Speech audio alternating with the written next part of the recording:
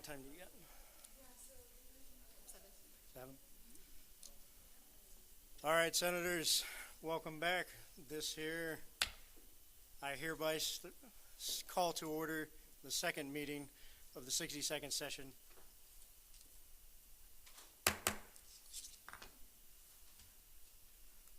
When I call your name, please answer with either here or present. Senator Azadlani? Here. Senator Babin? Present. Senator Bradley? Here. Senator Brown? Here. Senator Castillo? Present. Senator Coates? Here. Senator Day? Here. Senator Flores? Senator Gibson? Present. Senator Giunta? Senator Hopper? Here. Senator Kata? Here. Senator Kahinde? Senator Khan? Here. Senator Mai? Here. Senator Martin? Here. Senator Mattson? Present. Senator Miller? Here. Senator Morgan? Here. Senator Mounts? Present. Senator Navarro? Here. Senator Peterson? Here. Senator Ritchie?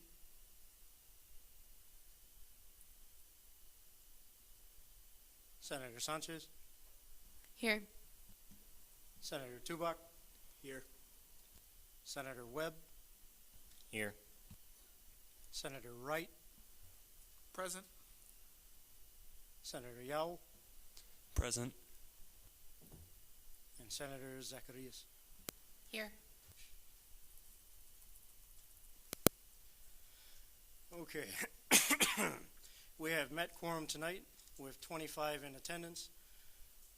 Simple majority will be 13, 2/3 of present will be 17, 2/3 majority will be 22. Let me readjust that. Yeah. I don't actually have that.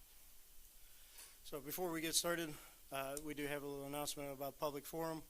So a public forum is a chance for individuals to have the privilege of speaking before the Senate. This is a time for the association to listen to what the community has to say, and to that we offer our undivided respect and attention. I would like to remind everyone that although we allow the speakers the privilege to use this platform, the opinions of the speakers do not necessarily reflect the opinions of the association or the university.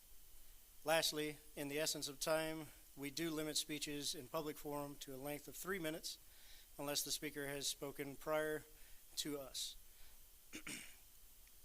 That being said, is there anyone wishing to speak in public forum at this time?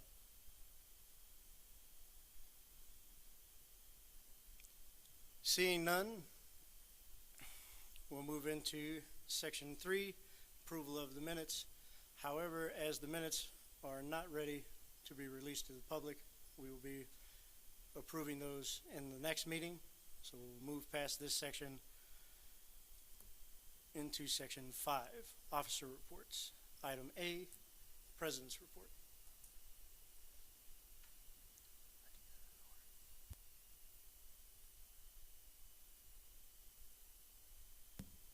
Hello everybody, welcome back. So really I have just been doing a lot of appointments, as I'm sure you all have seen the agenda tonight. There are quite a few, which is great. A lot more coming up as well. Also just meeting with administration to start this year's work, forming those relationships and talking about the goals and initiatives that Michael and I have, Vice President Berth and I have. you senators will hear that this Saturday at our retreat, and hopefully we will be able to push those out to the student body here soon. Since this is our first meeting, that's all I have, but I did want to take a moment to give Vice President Berth a little shout out for being acting president this summer while I was gone in Uganda for those 5 weeks.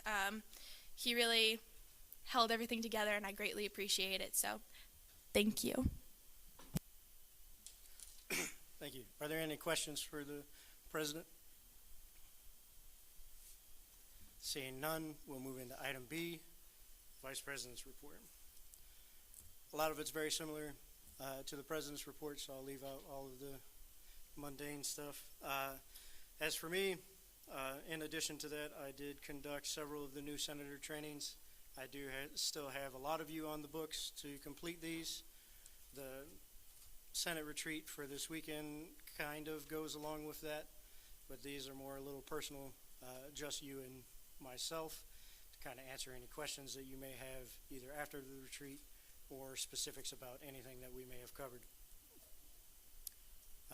With talking about the retreat, I did work on preparing the retreat for a room reservations agenda, connecting with outside individuals to come in and present different material. I did conduct a thorough review of the association's governing documents, which is the Constitution, statutes, bylaws, those sorts of things, and you'll see some of the results of that tonight and some of the legislation on the floor. I did assist with interviews for the Shocker Support Locker staff. I don't know if we have selected them. Gabe, we've selected 3, right? So, and they've already started? All right, check. All right.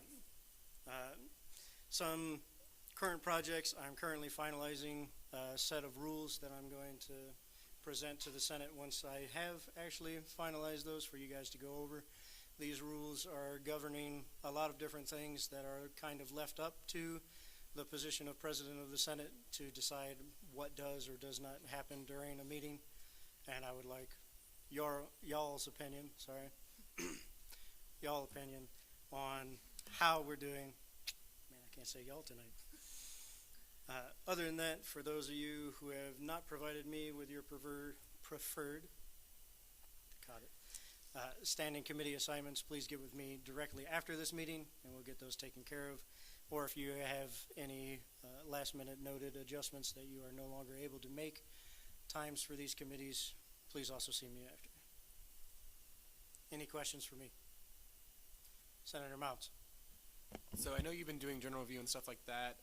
However, online, the most recent journal I could find was October 26th of 2018. When is the soonest we could expect a updated journal, especially with the changes we made during the last session? So putting it up tomorrow. Any other questions? Seeing none, we'll move into item 6, other reports. Item A, Director of Public Relations.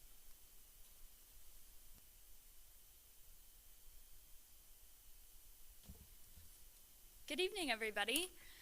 Just once again, my name is McKenzie Haas, just in case you all didn't know.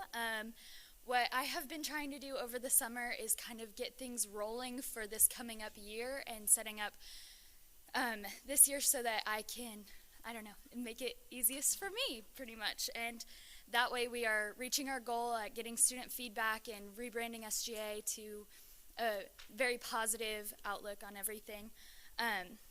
So some of what I've been doing this summer, I designed some t-shirts and other promotional items such as the buttons and other things for tabling, so a lot of handouts, display boards, and a banner that is up in our office, so it's kind of neat. You all should go check it out.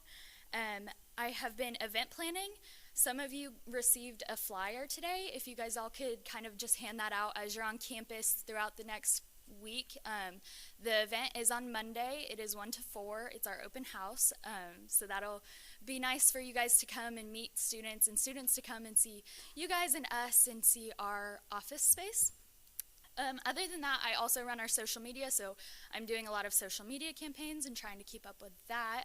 If you have anything that you would like to see on our social media or any questions, comments, or concerns, definitely feel free to contact me or reach out or anything like that. Any questions for me? Are there any questions for the Director of Public Relations? I'm sorry. You're good. Thank you. Seeing none. Thank you. Moving into Section 7, Appointments. Item A, the interim chief shall read.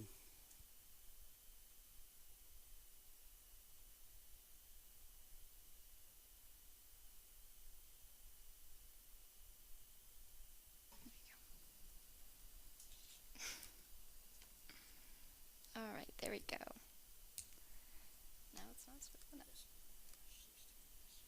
Okay. SB-62-10, appointing the position of freshman senator, authored by Katrina Miller, student body president. Action 1, to appoint Rachel Spencer to the position of freshman senator. Does the author of this bill wish to speak to it?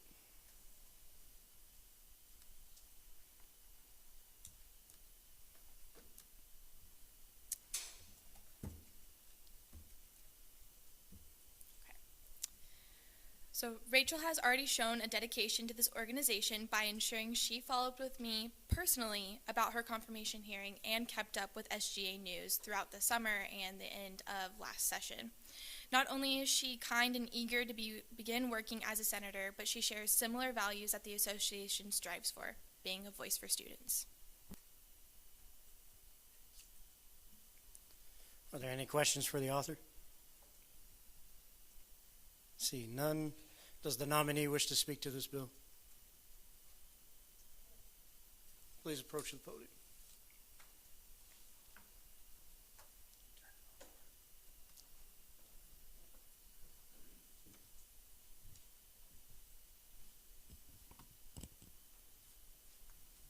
Thank you.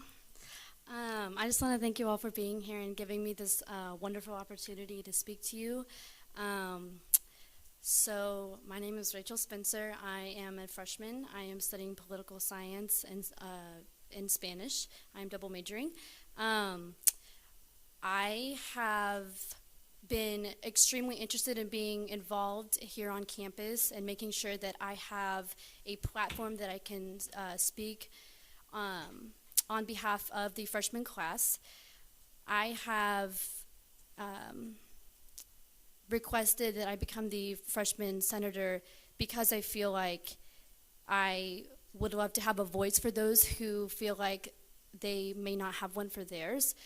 I also would like to represent freshmen and all students from all different backgrounds, not just specifically for one college. I think that it's important to get different input and different looks on what's happening through Wichita State through different viewpoints and different opinions. I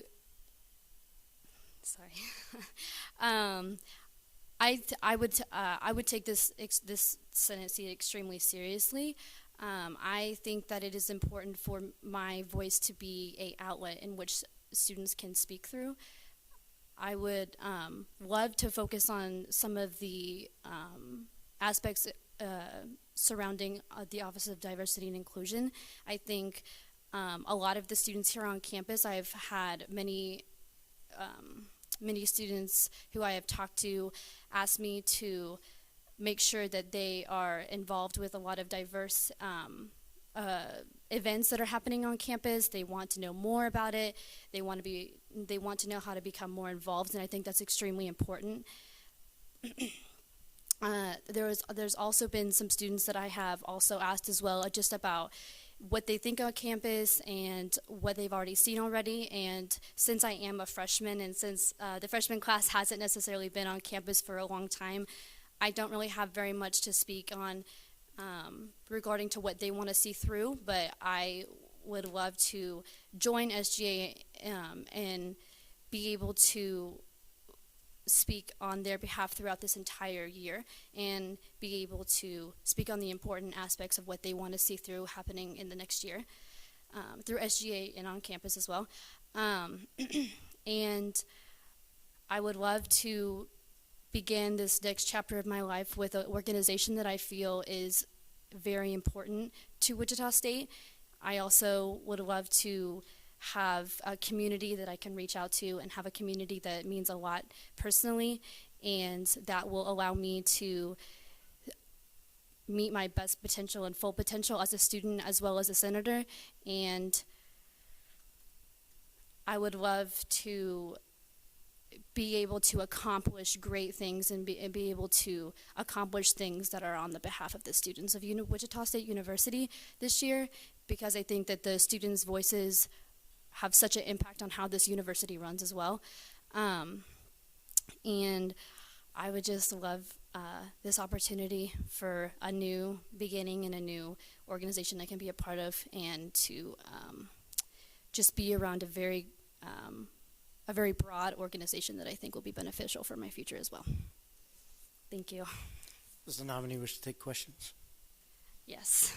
Are there any questions for the nominee? Senator Webb. All right, so you said you're a freshman and you're looking to get involved in a lot of different stuff, which is great. I love that. Are you involved or currently getting involved in anything else outside of SGA as well?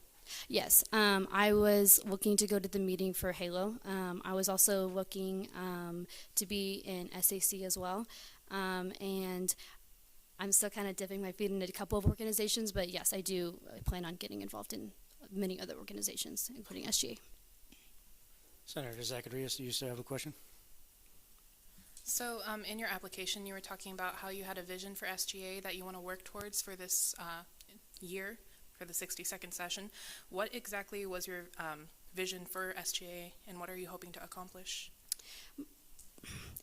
My vision for SGA is that we become a lot personal with our students on campus. I think that is extremely important that me as well as other senators take a personal stance on different things that students want to see through. As I said before, I am new and I don't really know exactly what the freshmen want currently, just because we are new to campus and it's going to take some time for some students to figure out the reins a little bit. However, I would love to just be more, like I said, more personal, and whether that means taking surveys through in person or whether it means stopping by students and just talking to them personally, getting just making friendships, or just really asking their opinion on what they want to see and what's happening, and what they want to happen as well. Are there any other questions for the nominee? Seeing none, the nominee may either stay or leave for debate.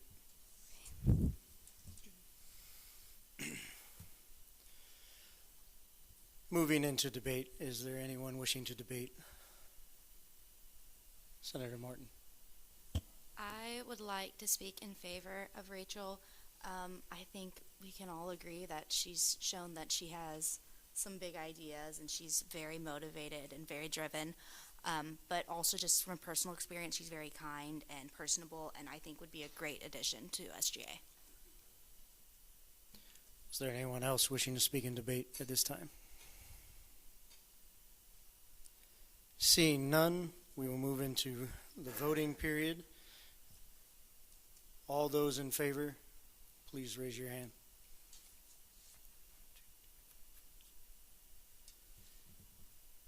All opposed, same sign.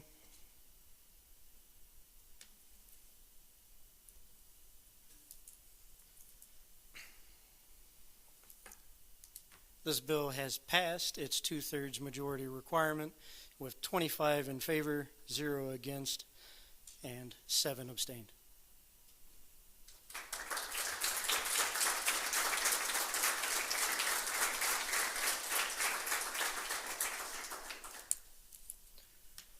Moving into item B, the interim chief shall read.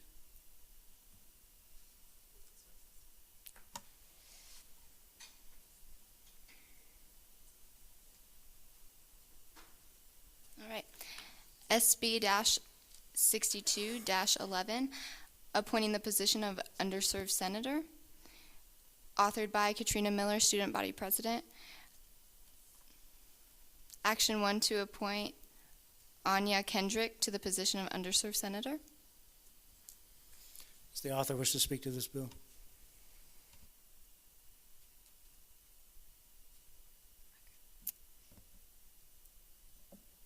So, Anya is passionate about ensuring that underserved voices will be represented throughout this session. I am personally excited to see the initiatives she would like to accomplish this semester that represent students of color, the LGBTQ plus community, and those needing financial support. Not only this, but she is an extremely kind person, and I think she would do a great job with interacting with students. Are there any questions for the author? Seeing none.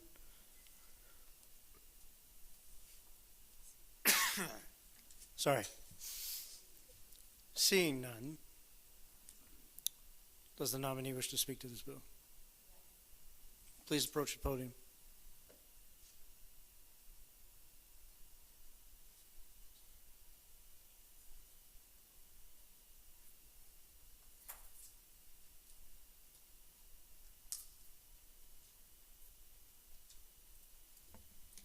Good evening. Welcome back, Shockers.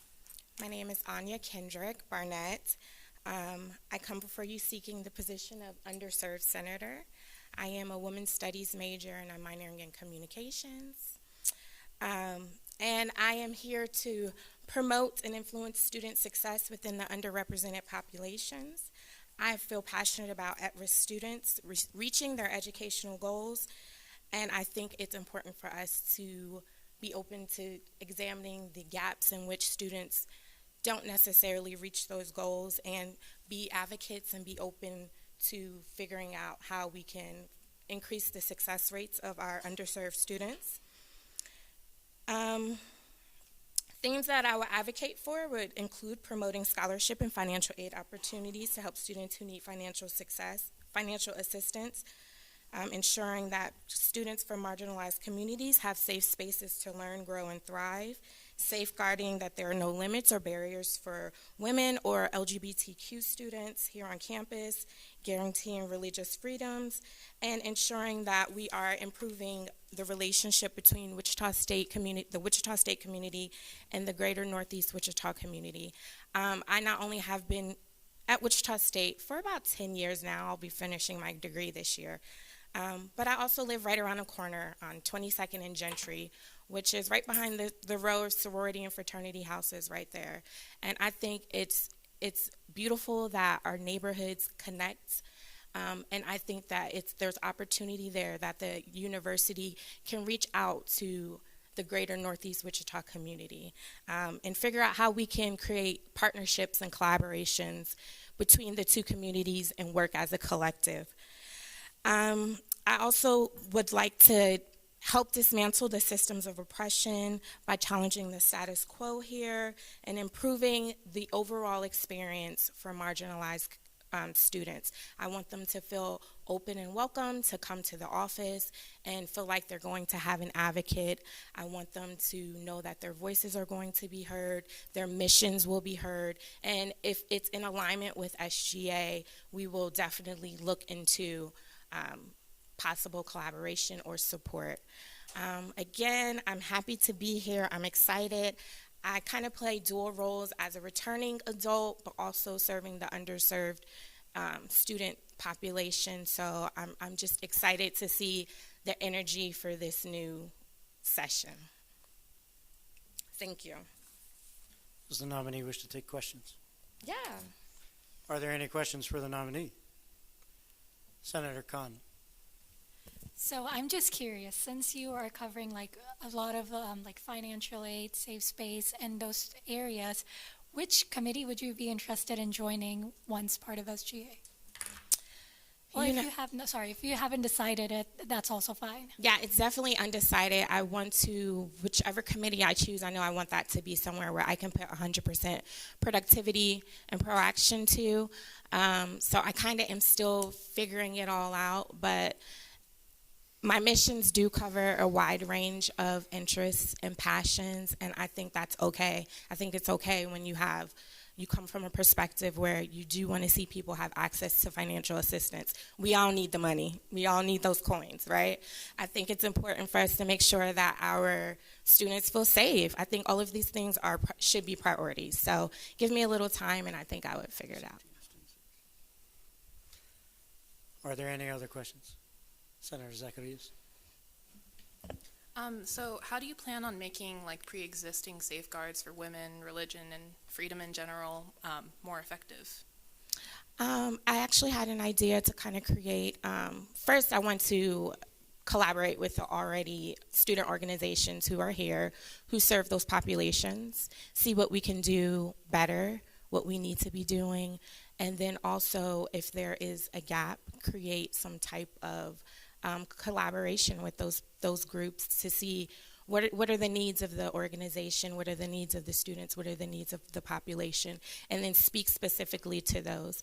I come from various backgrounds, and I can say A, B, and C are what's most important, but I think really we have to go to the people and see what are you looking for? Are the things that are in place right now working for you? What suggestions would you have to improve, or areas of opportunity we can do to make it better? Are there any other questions for the nominee? Senator Peterson. Thank you. So obviously you've been on campus for 10 years and you have responsibilities as you continue to stay here. But how do you think you're going to be able to best meet those requirements as a senator? Expound on your question. What do you? No problem. What are you currently involved in now and outside that will take the majority of your time, or better yet, how do you think that you'll be able to change or alter your schedule to fit that time in? I don't think my outside schedule is any more extensive than anybody else's schedule. I am a mother. I'm a working mother. I'm a student. I can juggle these things pretty positively, pretty productively. And I think the question isn't if I have the time. Of course I have the time. Of course I have the energy. My outside life shouldn't be an influence on this. My family life shouldn't necessarily be called into question about it. I think that I'm focused, I'm here, I'm ready to get the job done. Are there any other questions for the nominee?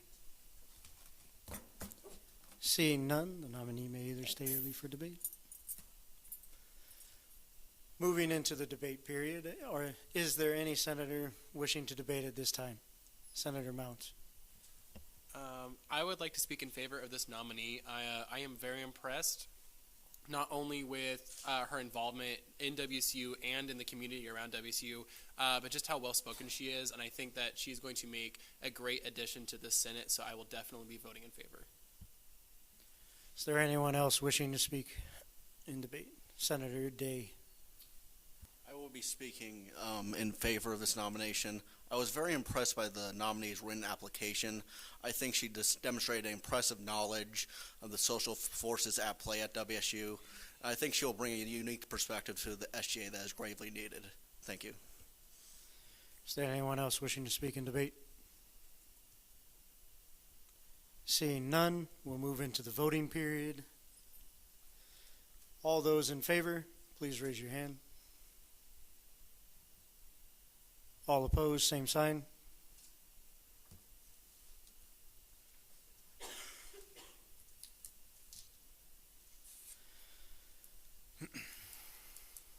This piece has passed its 2/3 majority requirement, having 27 in favor and 5 abstain.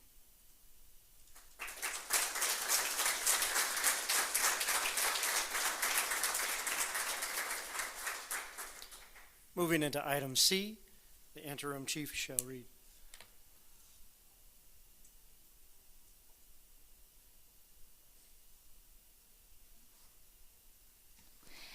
SB-62-12, appointing the position of at-large senator, authored by Katrina Miller, student body president.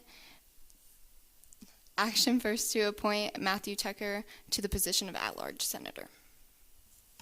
Does the author wish to speak to this bill?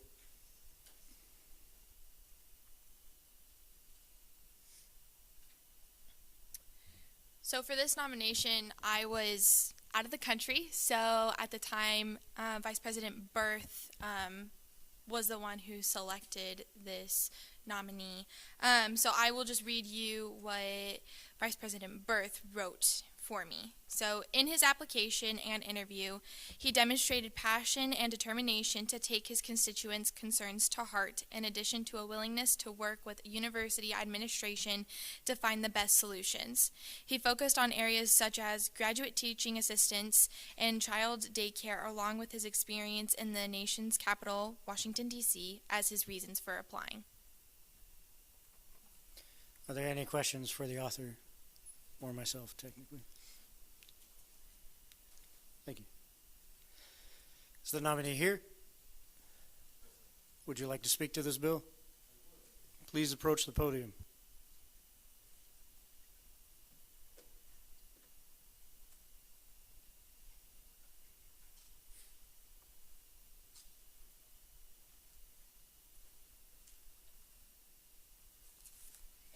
Hello, hi, I am Matt Tucker. Some of y'all may have already previously been introduced to me in the past. I am a GTA here on campus.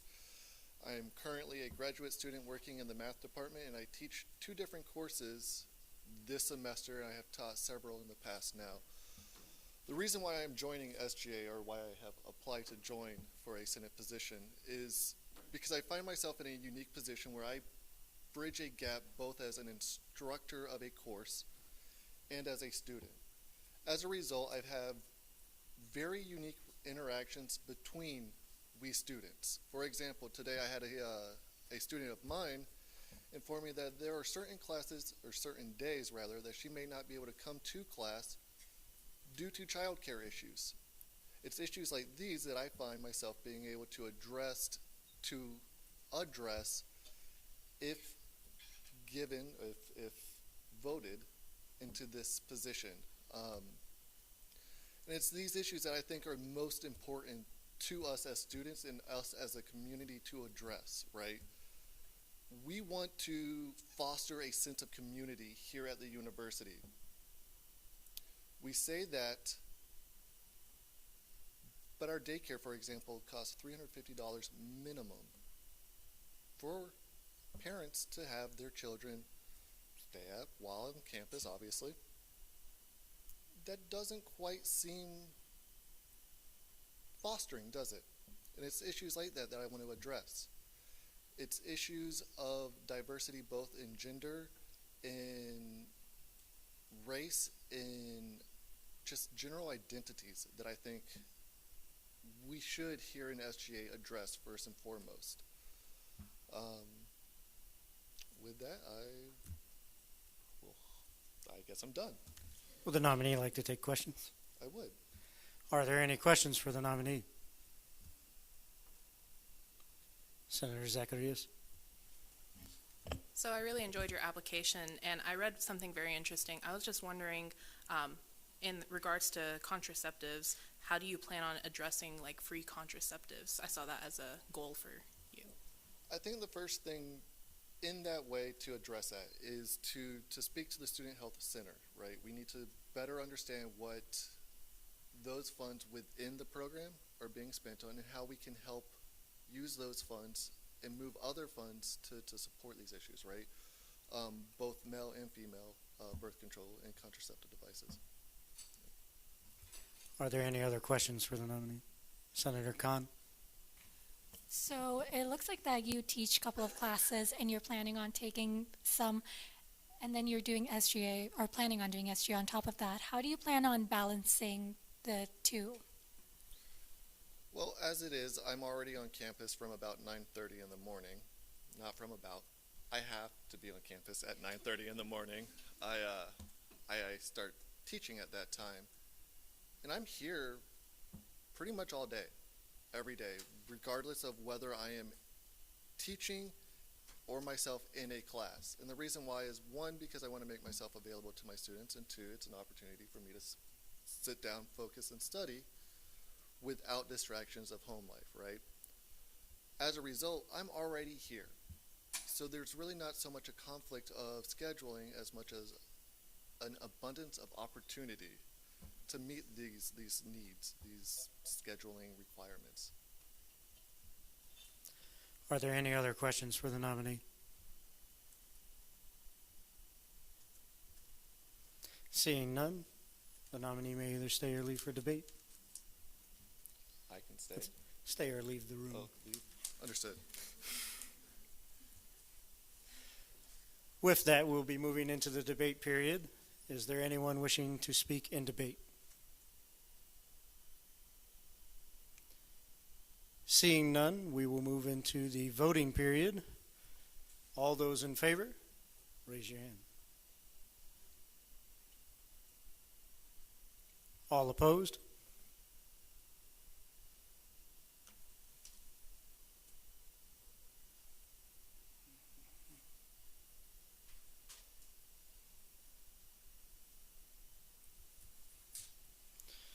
SB-62-012 has passed its 2/3 majority requirement with 26 in favor and 6 abstained.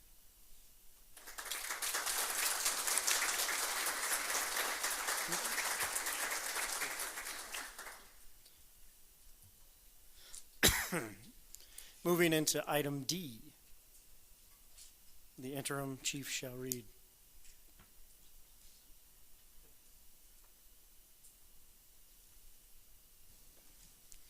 SB-62-13, appointing the position of at-large senator, authored by Katrina Miller, student body president. Action first to appoint Vanessa Turin to the position of at-large senator. Does the author wish to speak to this bill?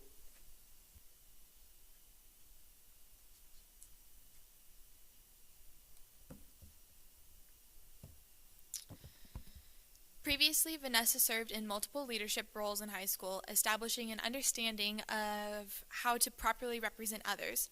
Her passion to serve the students of WSU is undeniable within her application and interview, and will do a wonderful job at ensuring concerns are heard and represented.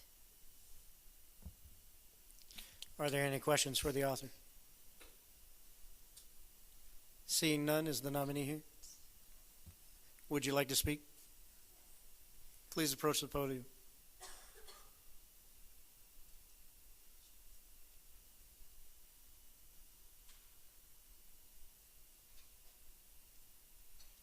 Good evening. As mentioned, I am Vanessa Turin. I'm a biology major with an emphasis on pre-med. Get all situated. I chose to apply for at-large senator because I wanted to be a part of the greater whole that works to improve campus life. And as mentioned, I have held previous leadership positions, and most relevant to SGA would be vice president for our student council, as well as president for our senior class. As far as my post-secondary work, I'm a member of the American Chemical Society, and I am an office associate here at the Office of the President, and I was promoted to senior office associate this year. So there's a little bit about me. So as far as goals in mind, if I were to be appointed as an at-large senator, is to represent the student body as a whole, while keeping in mind and getting to know individuals' needs and wants for themselves and for the university. I want to thank you all for your service thus far, and open to questions.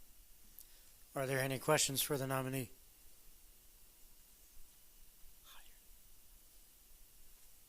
Raise your hand higher so the camera can see you. Senator Zacharias.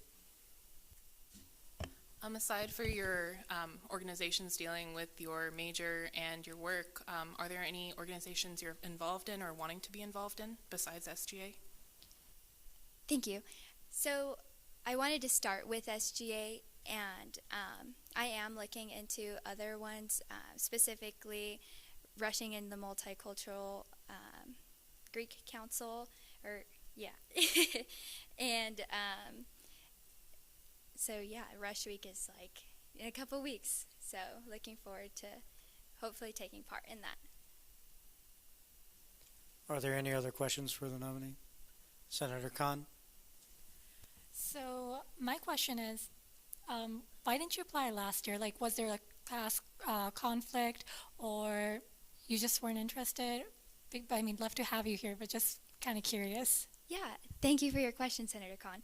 So actually, since I was super involved in high school, I wanted to kind of sit back and take in what college and life would be like. I am pre-med, so I didn't want to, commit to something that I couldn't fully immerse my time and efforts. And I'm super passionate about representing everyone, and I wanted to dedicate that time and effort to our students. So I wanted to be in a position where I could do that fully.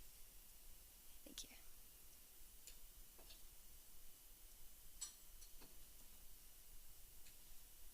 Are there any other questions for the nominee?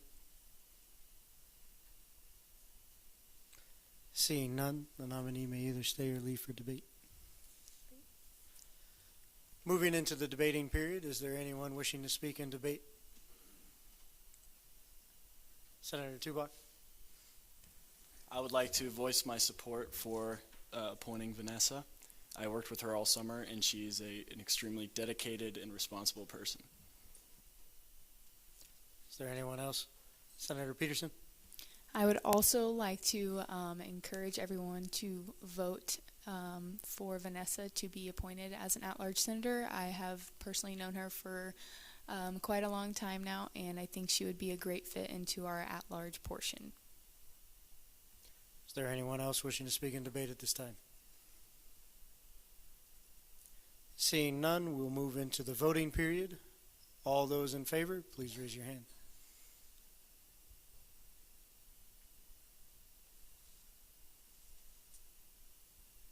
All opposed, same sign.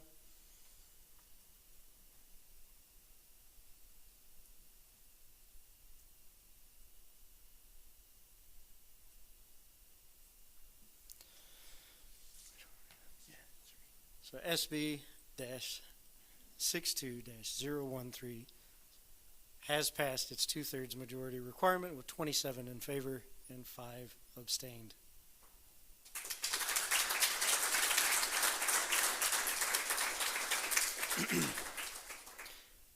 Moving into item E, the interim chief shall read.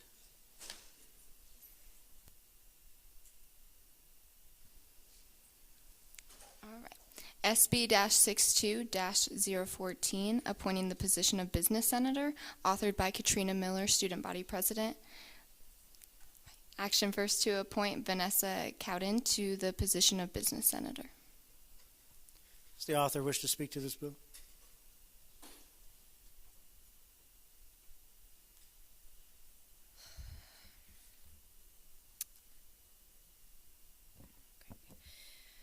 Vanessa portrayed professionalism and dedication during her interview. Not only has she served in previous student government roles, but the fact she is willing to step up to represent WSU students as a transfer student who is new this year says wonders about her character. Are there any questions for the author? Seeing none, is the nominee here? Would you like to speak to this bill? Please approach the podium.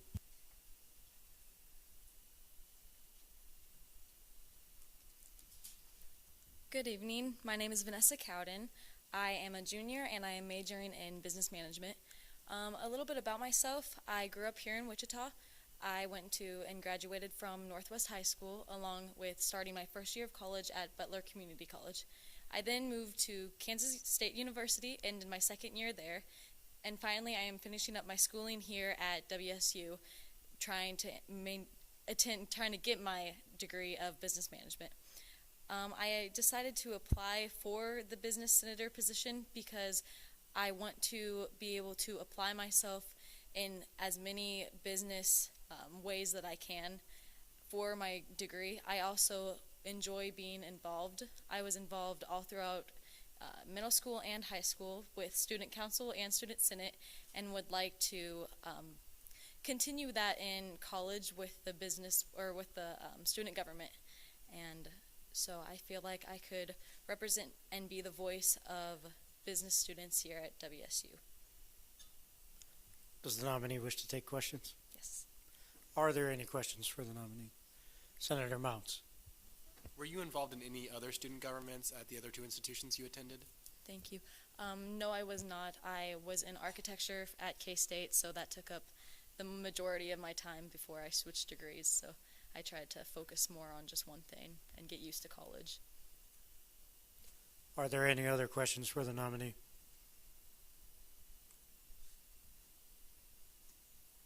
Seeing none, the nominee may either stay or leave for debate. Thank you. Moving into the debate period, is there anyone wishing to speak in debate at this time? Seeing none, we will move into the voting period. All those in favor, please raise your hand.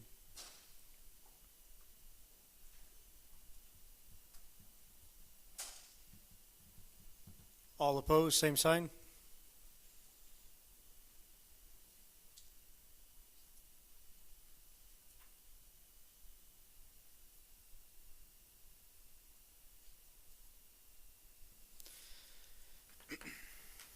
SB-62-014 has passed its two-thirds majority requirement with 26 in favor and 6 abstained.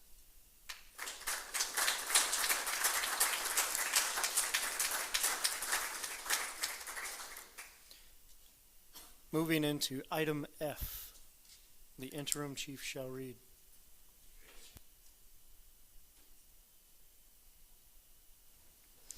SB-62-015, appointing the position of freshman senator, authored by Katrina Miller, student body president.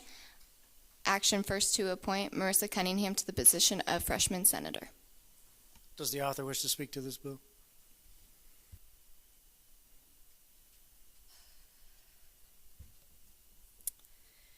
So I'm going to read an excerpt from Marissa's application because I think it just speaks like, I feel like the people that I can best represent are the freshmen. I can relate best to them considering that we are new to school and still nervous about things. I feel the students will trust me and know I have their back. I know I can make this an exceptional year for them. I know I can make their voices heard around campus. I want the freshman class to thrive. I want to support my people and watch us grow to achieve excellence together. And if that doesn't say anything about what she wants to do this year, I don't know what will. Are there any questions for the author? Seeing none, is the nominee here? Would you like to speak to this bill? Please approach the podium.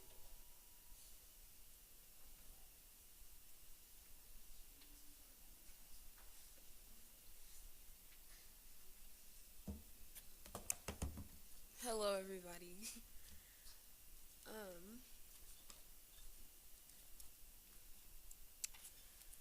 So, first, I want to say thank you for considering me for this role, and I'm honored and don't want to let you all down. I hope to fill this role and make not only the freshman class better, but the campus and our community as a whole more exceptional and improved. I want to once again thank you for this opportunity and thank you for listening to what I'm about to say. So first, I'm Marissa Cunningham, and I'm from Kansas City, Missouri. I went to Center High School. There, I was a part of lots of things, and in multiple sports, including soccer, tennis. I was a cheerleader. And my junior and senior year, I played a captain role in all of those. Also, I was in band and musical theater, and I was definitely an SGA from middle school to high school. One thing I would like to say about myself is I'm extremely friendly, and I really just want everybody to grow together and do good. Like, I just want to lift everybody up and make sure that everybody has a platform to say what they want to say. And that's why I am trying to be the freshman senator, because I feel like I will be a great voice for all the freshmen in my class, and I feel like I will let their voices be heard. I like to listen to other people as well, and I think I'm a good listener. So saying that, I just feel like I will be a great freshman senator. Also, I'm a freshman, obviously, and I'm majoring in musical theater. So yes, thank you. Do you wish to take questions? Yeah. Are there any questions for the nominee? Senator Zacharias. I was just wondering if there are any other organizations that you are looking to get involved in with this semester. Yes. So for one, I want to be in BSU, and I also signed up for PASS because I was in Passage to Success this summer. Just now starting, I'm kind of still like dipping my feet in the water to see what I want to do, but I do plan to get involved in a lot, and of course I'm going to be auditioning for musicals and such, so being a musical theater major, doing a lot of shows and things like that. Are there any other questions? Senator Gibson. Hi. I just wanted to say that I love that you brought a binder up there. I was just wondering, is it your speech in there, or what's? I didn't really prepare a speech. I just kind of wrote something that I felt the need to say, and I didn't really have time to memorize it, so I needed to make sure that I was saying the right things. Senators, as a reminder, let's keep the questions germane. With that in mind, are there anyone else have a question for the nominee? Senator Webb. Hello. So I was just wondering, how did you hear about SGA, or did you actively go and search for us? Okay, so in Passage, I had Aaron as my leader, and I've always wanted to be a part of SGA, wherever I go. So I asked him, and he, of course, told me. And I just wanted to be a part of something where I could make sure that everybody had a voice for themselves and make sure that I'm helping people to get to where they want to get at. Are there any other questions for the nominee? Seeing none, the nominee may either stay or leave for debate. Moving into the debating period, is there anyone wishing to debate at this time? Senator Mounts. So as Marissa said, I was actually her passage leader during Passage to Success the 4 or 5 days before school started. Immediately, she asked me what's a good way to get involved about student government, and so I recommended to her on the first day. I'd known her for maybe 2 hours to actually apply for an SGA position. Throughout those 4 days, she definitely demonstrated amazing leadership capabilities. And I was super excited to hear that she had applied for an SGA position. And so I will definitely be voting in favor because I think she can bring some great things to this campus. Is there anyone else wishing to speak in debate at this time? Seeing none, we'll move into the voting period. All those in favor, please raise your hand.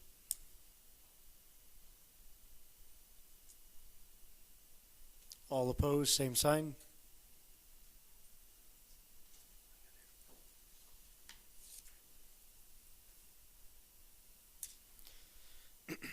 SB-62-15 has passed its 2/3 majority requirement with 27 in favor and 5 abstentions.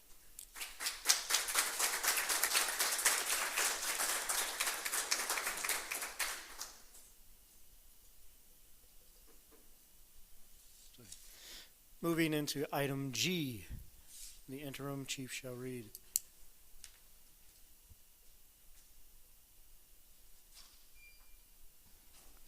SB-62-16.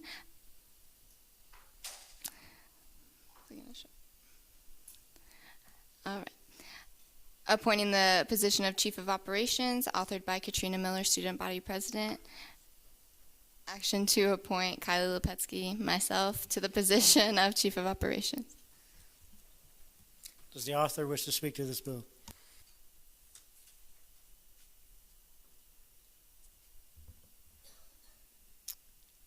So Kylie has done great work so far as Interim Chief of Operations by starting discussions about the new Government Relations Committee and learning the ins and outs of Robert's Rules. Kylie has many goals and aspirations for this academic year, as I am sure that she will share with you shortly, which I am personally looking forward to.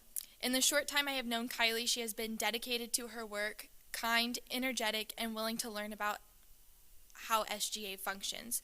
I fully believe Kylie will be able to go above and beyond as Chief of Operations this session.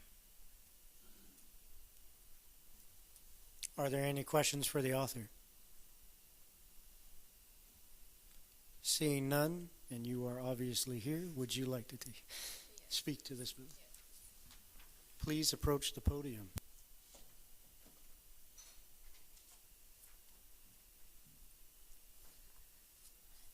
Hi, everyone. All right, I know some of you guys, but if you guys don't know me, my name is Kylie Lopetsky. I'm a sophomore here at Wichita State University, majoring in social work. As you guys know, I applied for the Chief of Operations, so I'm just going to tell you a little bit about why I applied, what I've been working on this summer, and why I feel I'm qualified for this position in Student Government Association, along with my goals for the year. I applied for this position because also I am a social work major. I do plan after graduating to work with foster kids, and that works a lot with government. So I kind of wanted to be fully well-rounded. I wanted to learn the ins and outs of how functions work within the government. Also, expanding and building upon my leadership skills and organizational skills, and of course, helping the student body. Also, I feel like college is a time to experience and kind of step out of your comfort zone, and so I am doing this because of that as well. This summer, I've been working with President Miller and Vice President Berth to understand my role as Chief of Operations and how I can best help them accomplish their goals for this year as well. Along with that, I have been working on establishing a foundation for the new Government Relations Committee, which now we have applications out for and the mission statement out on our website. As I will be chairperson of that, I've been kind of learning the roles of that as well. I have been meeting with Vice President Berth about the Roberts Rule of Orders and becoming familiar with that along with the legislative process that goes along with Senate. I feel I am qualified for this position because of my involvement on campus as a transition mentor and being a part of Student Ambassador Society for Wichita State. I get the opportunities and privilege to engage with many students and mentor students to get involved here on campus, as I'm one of the first people they meet. I always encourage my students that I work with to always do whatever they set their mind to, and I always try to be a mentor to them to show them that you can do that. In both of these roles, I have learned how to work with various types of people and various types of backgrounds and situations, so I feel like I communicate very well with people no matter what situation they may be in. Along with that, my job as a TM has taught me how to effectively lead students successfully. Along with the communication aspects, I feel like I have the organizational skills and how processes work. I was previously a bank teller, and I kind of learned how one small bump can kind of lead to something more major than it should be.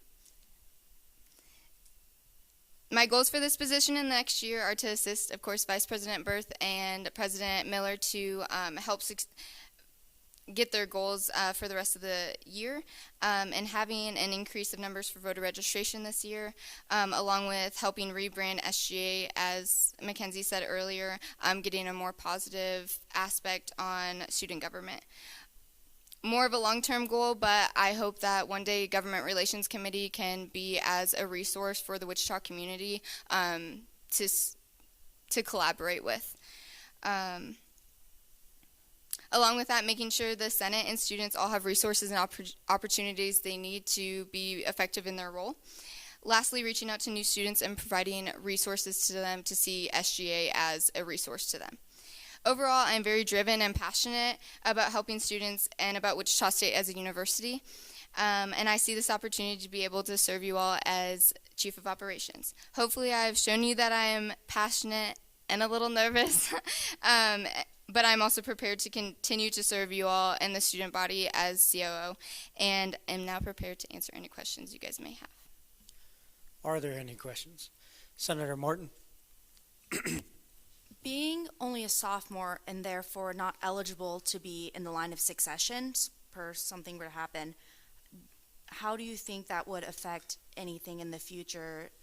If so, technically that is not germane. It has the Senate selects who is in the line of succession, it's not automatically the chief of operations. Okay, well, that being said, either way, not being eligible for that, but still being a part of, obviously, exec, how do you plan to manage that, I guess?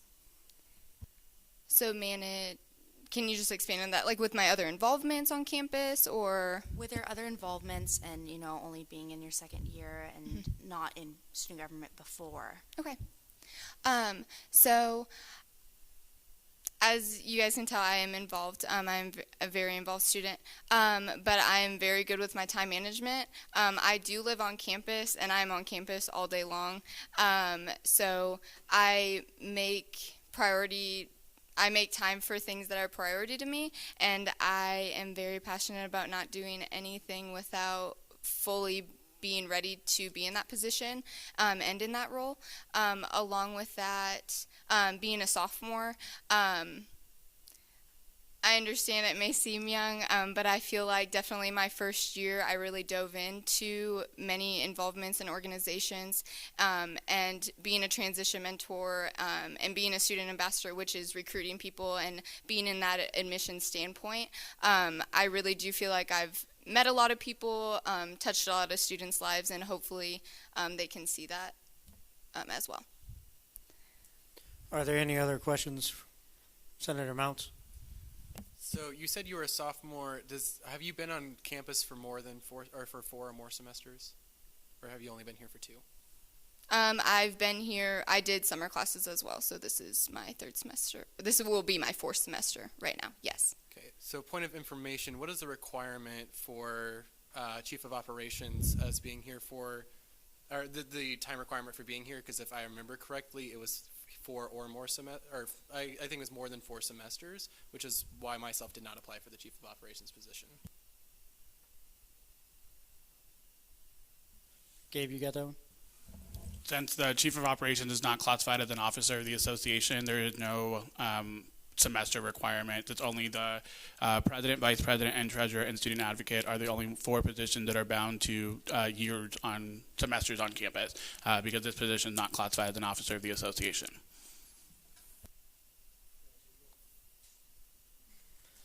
Are there any other questions? Sorry, that was loud. Senator Khan. So I'm sure that you were here during the summer and learning about the position. So how do you think that helped you grow for, to fit better in this position and just in general? I'm very grateful that I had this summer to get ready for that. Gabriel, Michael, and Katrina, as long as with the whole cabinet, have really helped me. As you guys know, student government, this is a community, and so I definitely feel like they have really given me that boost up to be confident sitting here being able to tell you guys that I can do this for you. I don't say things very lightly, so everything that I say I do determine on trying my best to do. But yes, the summer definitely did help learning that, so thank you. Are there any other questions? Senator Zacharias? I was just curious why you were not involved with SGA prior to wanting to be the chief of operations. Okay. Thank you. So actually coming into my first year of college, I kind of jumped into everything. I was very interested in getting in student government, but like I said before, I don't try to do things that I know that I can't handle at that time. So during my first year of college, I just kind of got very involved, kind of figured out what I wanted and what I didn't want. Joined various things, kind of figured out what I wanted to accomplish in my academic career, and that was to help students and be there as much as I can. And so this is why I applied now. It's because I kind of figured out what I wanted, prioritized my items, and that's why I'm here now. Are there any other questions for the nominee? Senator Zacharias? With this being like basically a part-time job and you also having the TM position and then your various activities, do you think that you yourself will be overwhelmed with it or anything like that? That's a very good question. Thanks for looking out for my health. Honestly, this, as a transition mentor, it may sound like a lot during the school year, but we actually don't have much requirements during the school year except reaching out to students, which is what I do in this job as well. So no, I don't see it as being a problem, as my other organizations meet after my office hours, or I've worked with Gabriel on making that work as well. Are there any other questions for the nominee?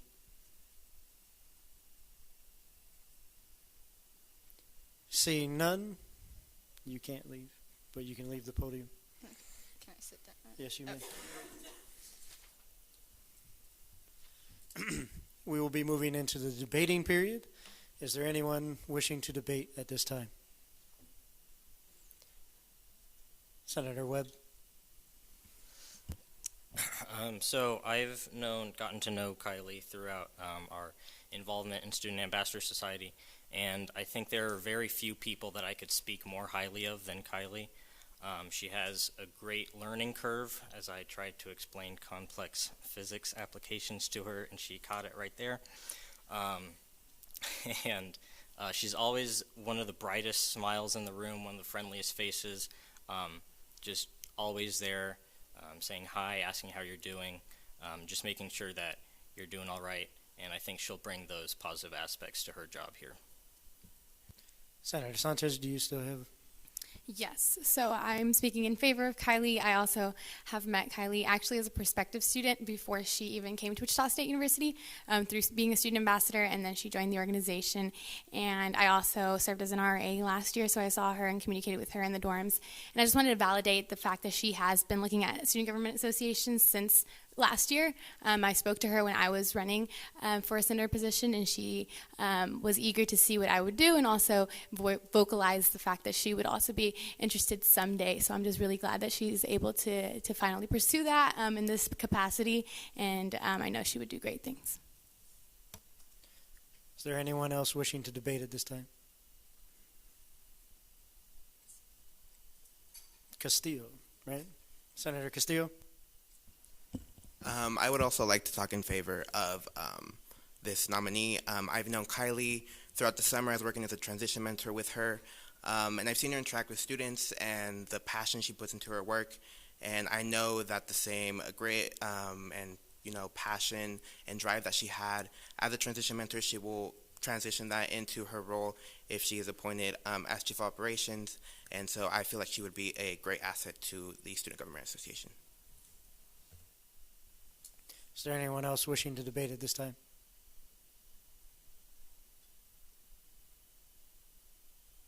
Seeing none, we'll move into the voting period. All those in favor, please raise your hand.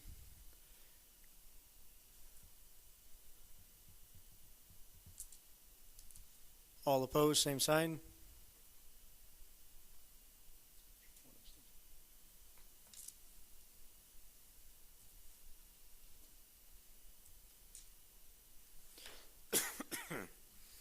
With that, SB-62-016 has passed its two-thirds requirement with 26 in favor and 6 abstentions.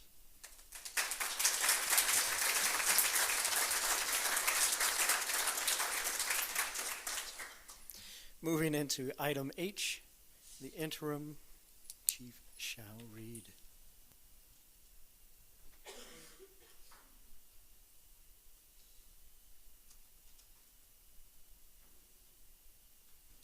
SB-62-017, appointing the position of student advocate, authored by Katrina Miller, student body president. Action first to appoint Josie Cadillo, I'm sorry, I didn't want to pronounce it wrong, to the position of student advocate. Does the author wish to speak to this bill?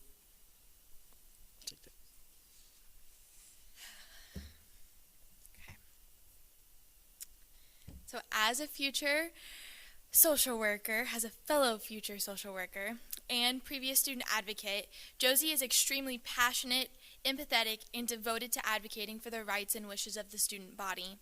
This position can be overwhelming.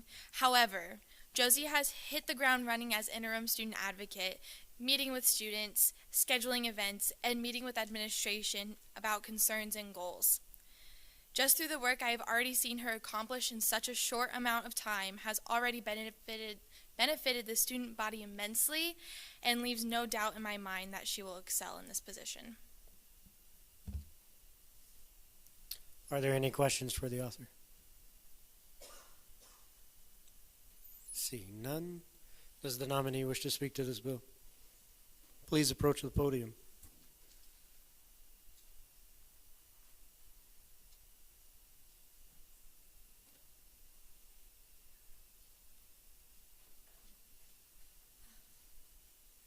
Okay. Hello, everyone.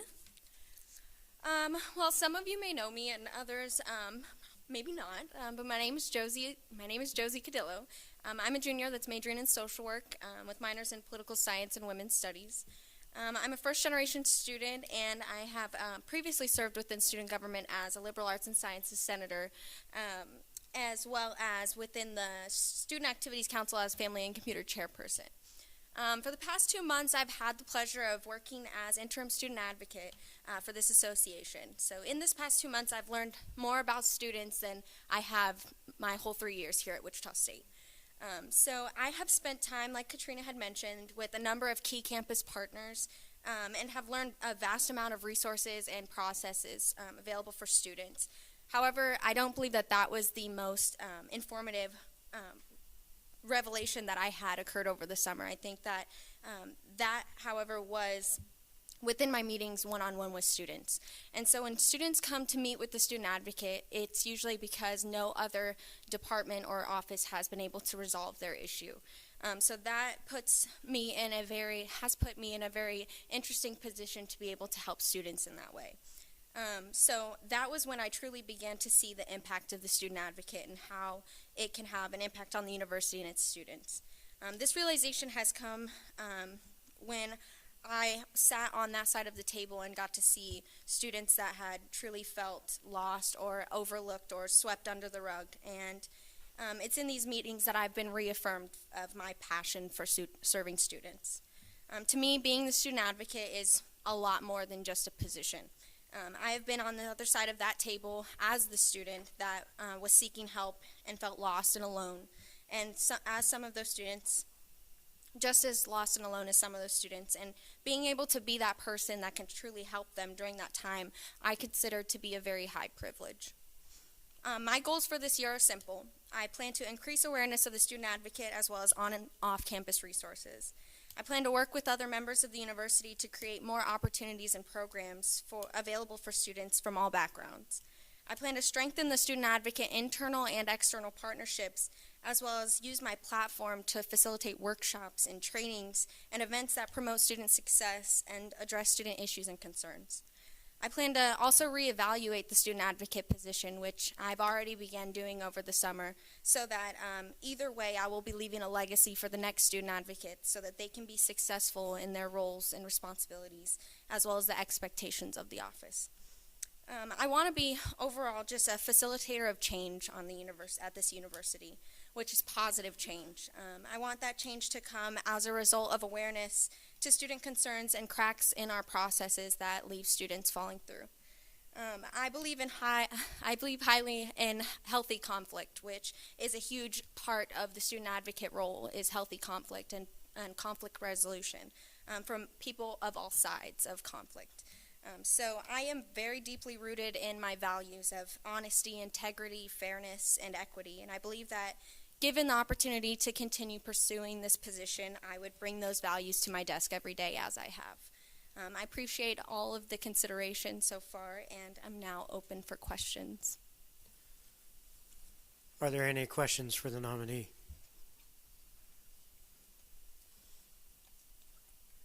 Seeing none, the nominee may either stay or leave for debate. With that, we will move into the debating period. Is there anyone wishing to speak in debate? Senator Martin. I got to know Josie whenever stuff started going down last year. We all know what that's about. And she proved to be very vocal about, standing up for herself and other people. And just was a pure example of an advocate in that situation, and I think will do a great job continuing to advocate for people like her and unlike, and just all of the right situations. So I will be voting in favor. Is there anyone else wishing to speak in debate? Senator Khan. So I would like to say I've gotten to know Josie for over a year, like the year I've been here, and she's a very determined person. She was part of SAC, and she hosted amazing events. And over the summer, as she was, in the student advocate interim position, she shared some ideas that she wanted to bring to that position, and I think that change would be amazing for student advocate position for the future. And because of those reasons, I would encourage for all of you to vote in favor of her nomination tonight. Thank you. Senator Zacharias, do you still wish to debate? You have the floor. I will also be speaking in favor of this bill. I cannot think of anyone currently that would be a better student advocate than Josie. Every time I have met her in our encounters, she has always been advocating for someone, and she is just very well-spoken and vibrant, and I cannot see anyone better for this position. Is there anyone else wishing to speak in debate? Senator Miller? Yeah, I was just wanting to say that I'll actually be voting in favor also, because I actually met Josie earlier, and she gave off a really good first impression, which first impressions mean everything. So I think that based off of her first impression, she would do a pretty good job at it. Is there anyone else wishing to speak in debate? Seeing none, we will move into the voting period. All those in favor? Motion please. to adopt by unanimous consensus. Does anyone object? Seeing none, motion carries.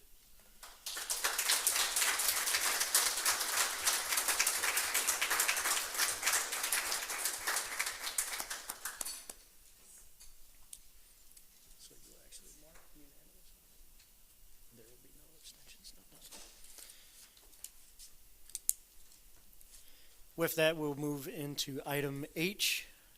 The interim chief shall read.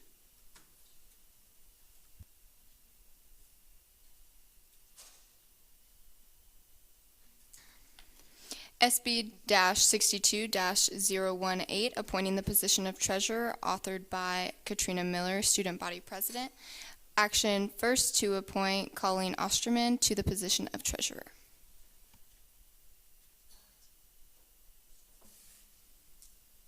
Does the author wish to speak to this bill? It's routine at this point. So, Colleen's experience working with funding allocations at the Capitol not only is experience that aligns with the treasurer position, but also seems to have sparked an interest for these processes. Colleen and I have had multiple conversations about why things are the way they are within the treasurer position and our governing text. And these conversations to me have conveyed her willingness to improve our funding process to better the student body and student government association. Not only this, but she is also so kind and outgoing, which will be very beneficial when interacting with students and organizations applying for funding. Are there any questions for the author? Seeing none, does the nominee wish to speak? Please approach the podium.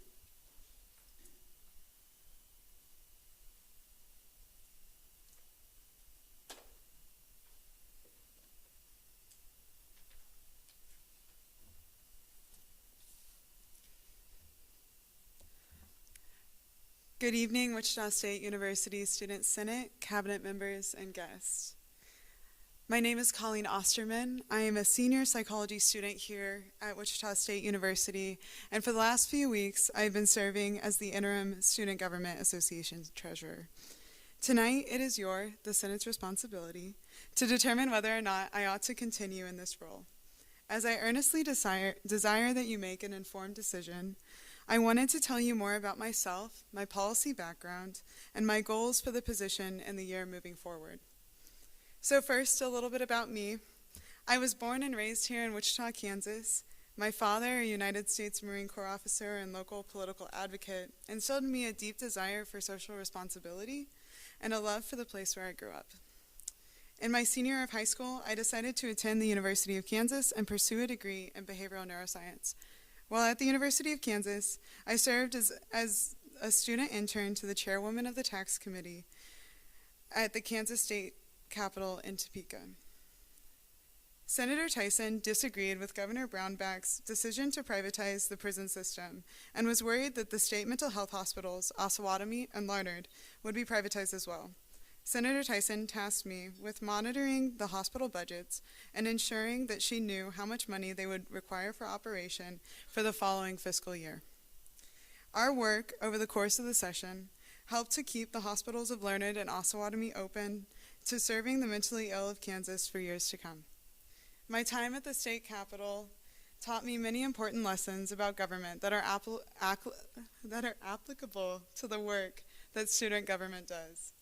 The first lesson was that responsible legislative spending has the capacity to do so much good for the constituencies they serve, but that irresponsible spending can take away from that good. The second lesson was a strong belief that no elected official should be forced to make a decision based off of insufficient information. The third is that financial responsibility and ethical accountability starts at the top. These lessons, in a special way, have informed the goals that I have set for this session. The first is that I desire to continue to educate the Senate and the student body on the process of how student fees are allocated and their importance to SGA and the student body. The second is that this year I want to ensure that no senator has to make a decision to exercise their authority to allocate funds without sufficient information to make that decision.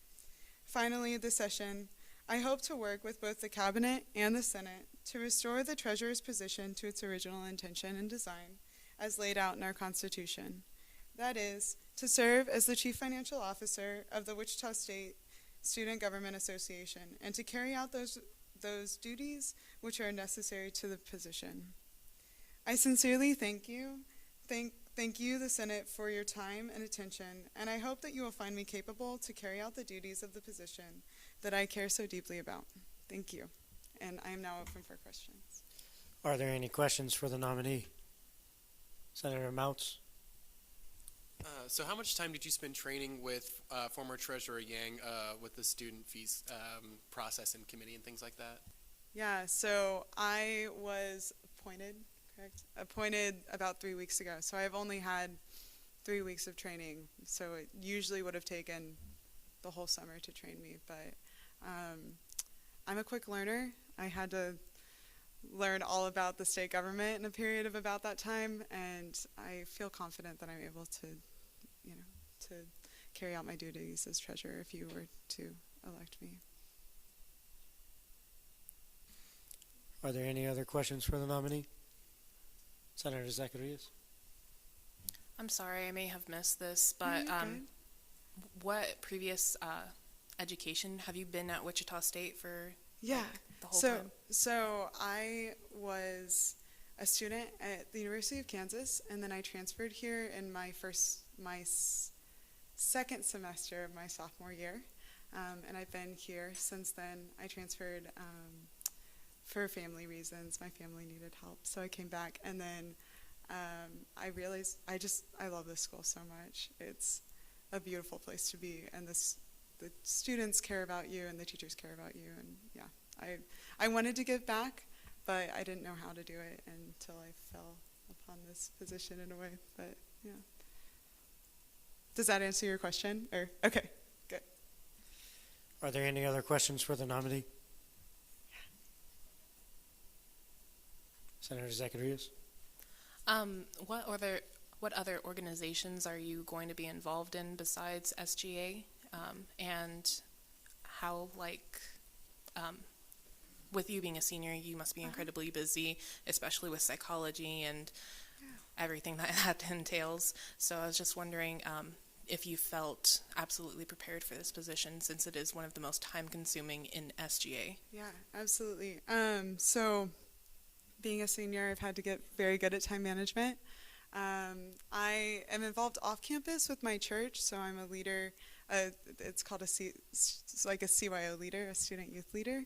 And then I am married, so I have a wonderful husband. So I'm really used to juggling lots of different roles, and I feel confident that I can do it. Yeah. So does that answer your question as well? Okay. Good. Are there any other questions for the nominee? Seeing none, the nominee may either stay or leave for debate. With that, we will move into the debating period. Is there anyone wishing to speak in debate at this time? Senator Mounts, I saw you first. So I would like to speak in favor of the nominee in question. I am very impressed with the way she has not only gotten involved on this campus, but also just like how prepared she seems, and especially I have done little work, but I mean I still have done some work in the state government, and I can understand like how complicated that is, and it is wild. So being able to learn the kind of our government's fees process in 3 weeks, I trust very well that she will be able to learn our fees process before it comes up in the spring. Senator Gibson, do you still wish to debate?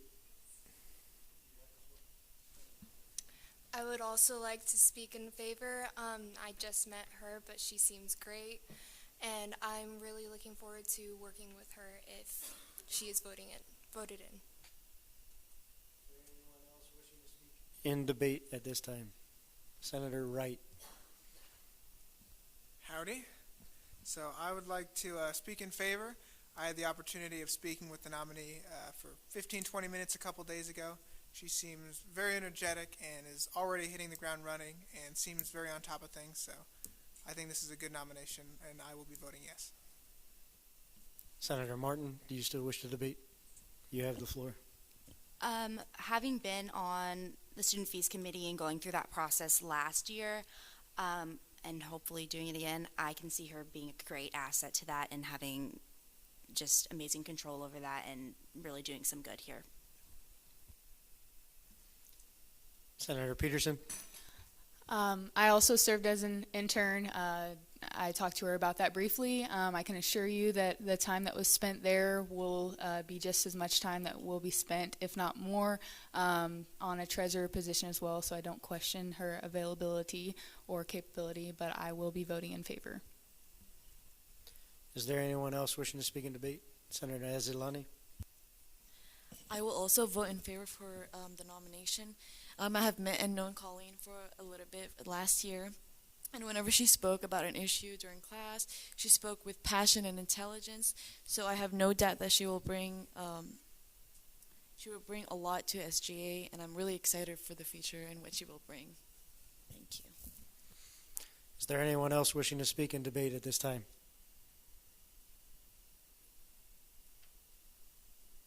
Seeing none, we will move into the voting period. All those in favor, please raise your hand.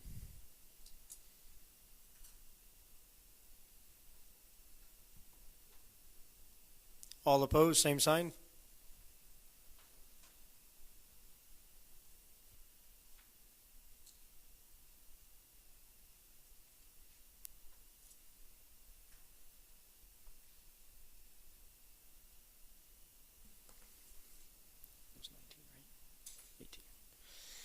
So with that, SB-62-18 has passed its 2/3 majority requirement with 27 in favor, 5 abstentions.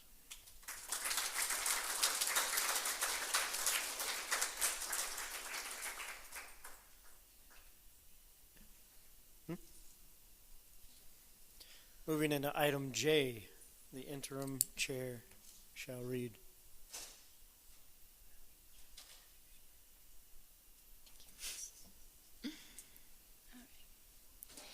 SB-62-019, appointing Senate committee members, authored by Katrina Miller, Student Body President. Action first to appoint members of the Safety and Student Services Committee. Second, to appoint members of the Budget and Finance Committee. I'm so sorry, guys. I hereby nominate Jacob Tubach, Crystal Zacharias, Lujane Azalati, and Tyler Coates to the position of Safety and Student Services Committee members. Action 2 to appoint members of the Budget and Finance Committee. I hereby nominate Grant Day, Raja Khan, Cynthia Matson, and Walter Wright to the positions of Budget and Finance Committee member. Action 3 to appoint members of the Diversity Task Force Committee. I hereby nominate Aaron Mounts, Olivia Babin, Maribel Sanchez, and Alyssa Bradley to the positions of Diversity Task Force Committee members. Action 4 to appoint members of the Academics Committee. I hereby nominate Lucas Webb, Thumai, Olga Navarro, Joseph Ritchie, Stephen Yawell, and Matthew Hopper to the positions of Academics Committee members. Action 5 to appoint members of the Shocker Support Locker Committee. I hereby nominate Lucas Webb to the position of Shocker Support Locker Committee members. With that, I noticed my own typo, so I will, if there is no disagreement, I will correct Senator Webb. He is actually on the Shocker Support Locker, not both the Academics and the Shocker Support Locker. Is everybody in consensus about that change? You can go ahead and make that. Does the author wish to speak to this bill?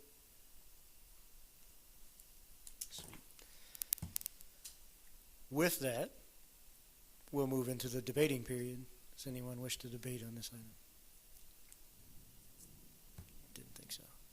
With that, we will move into the voting period. Point of order, did we have a questioning period or did I just miss that? I don't believe so. You can correct me if I'm wrong, Gabe. Is there a questioning period for these individuals? Did we have it or? Right. Is it for the author or is it for the appointees? Right. With that, is there any questions for the author? Yes. Could you please explain the Shockers Support Committee? Because that is something I have not heard of. I can take that one if you want. So the Shocker Support Committee is a committee you cannot request to be on. It is one that has existed in the books for a while, and it takes account for individuals who cannot meet the times of any other committee.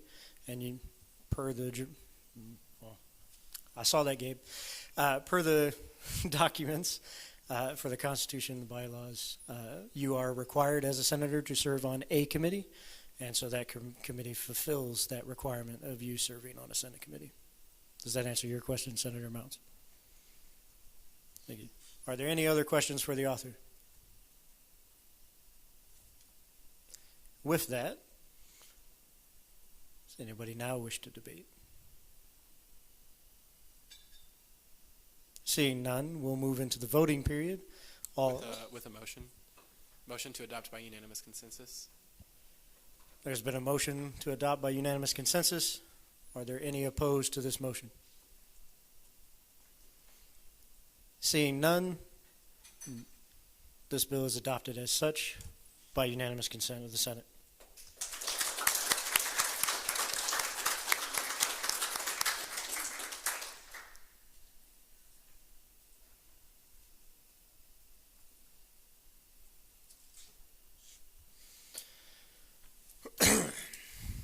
Now we'll move into Section 8, Unfinished Business.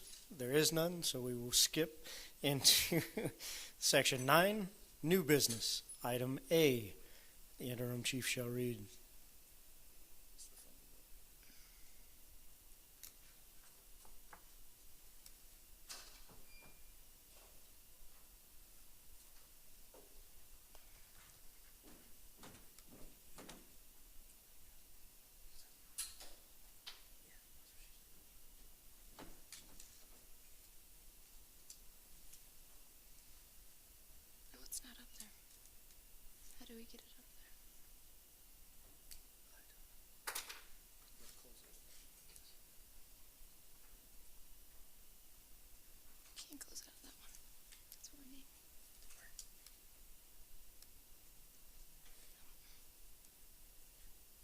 bear with our technical difficulties.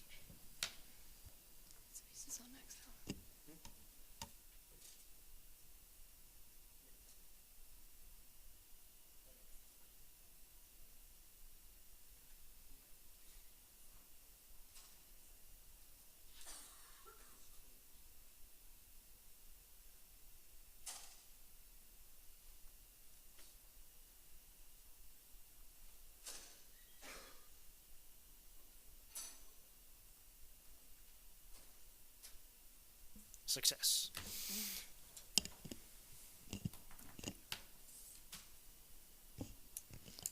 FB-62-002, Shocker Leadership Awards, authored by SGA Treasurer Stella Yang.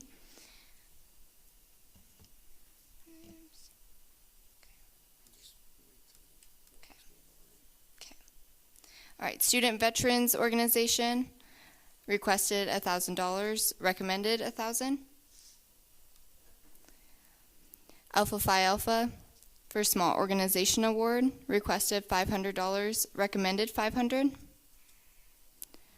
Water Ski Club New Organization Award for $500, recommended $500, for a total of $2,000.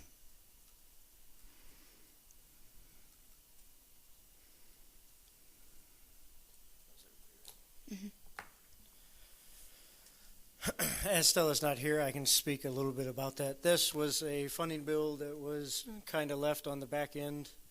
We missed it in the first meeting we had, and then we went ahead and held the Shocker Leadership Awards, at which point we did award these groups set amount. It is our money to them.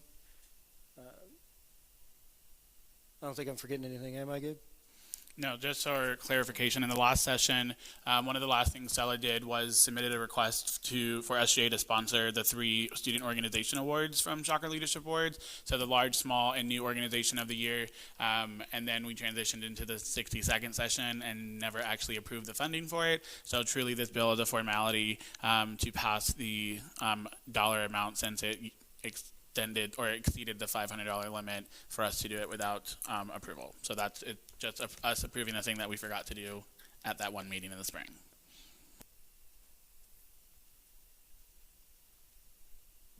With that, are there any questions? Senator Mounts? So this is money that's already been allocated from the last session? That is correct. Okay.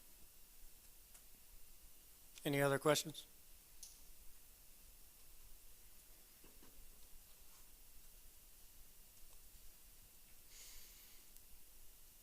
Anyone wishing to debate? Seeing none, we'll move into the voting period. Motion to adopt by unanimous consensus. There has been a motion to adopt by unanimous consensus. Is there any objection to this motion? Seeing none, FB, 62-002 has been adopted by unanimous consent of the Senate.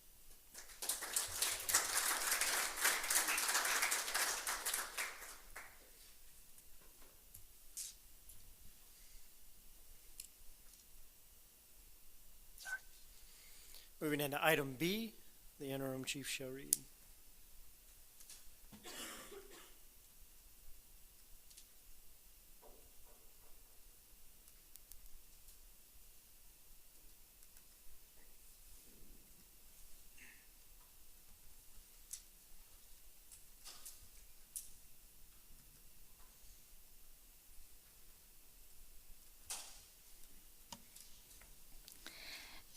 SB-62-20, grant recognition to Shakapella. Authored by Maggie Hull, RSO Graduate Assistant, John Kirk, Shakapella President, Gabriel Francesca, Assistant Director of Student Involvement. Sponsored by the President's Cabinet.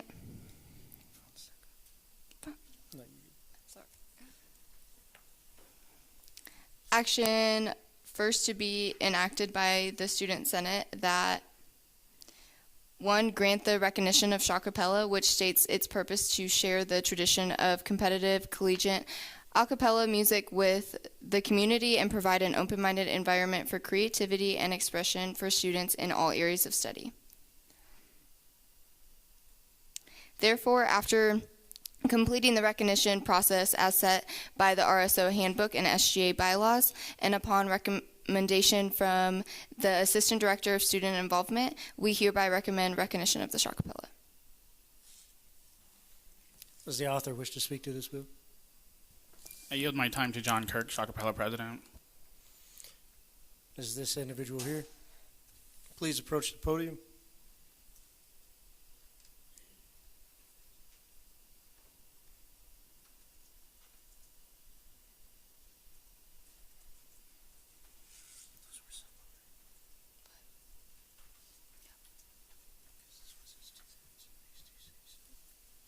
So hello, my name is Courtney Cood, and actually I am the Shakapella president. This is John Kirk, our vice president. And we wanted to get Shakapella recognized because Shakapella is a great ensemble for people who have a love for singing and cannot commit to choir class during the day. Anyone that has a passion for music are welcome to audition for the group. We do have a maximum number of 18 people who can be selected for our competitive ensemble that competes in the International Championship of Collegiate Acapella, or ICCA. This is a big competition between many different collegiate acapella groups in our region. If enough people are interested, we will expand to have 2 ensembles, one for competing/performances, and then one that's just for performances. Those in the performance-only ensemble are eligible to be selected as an alternate for the competitive group if the need arises. And our end goal is to be a place where people, no matter what their major is, can sing, make lots of lasting memories and friendships, and have lots of fun doing what they love. I know I've made so many memories through the past year with this group, and I cannot wait to see what this year will bring. Are there any questions for Senator Khan? So how many people does this Shakapella group have right now? Currently, we only have 5, which are our officers, and then we'll have auditions in early September. Are there any other questions for Shakapella?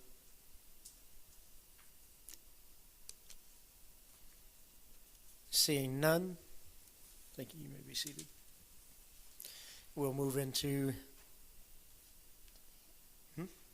debate on this item next week.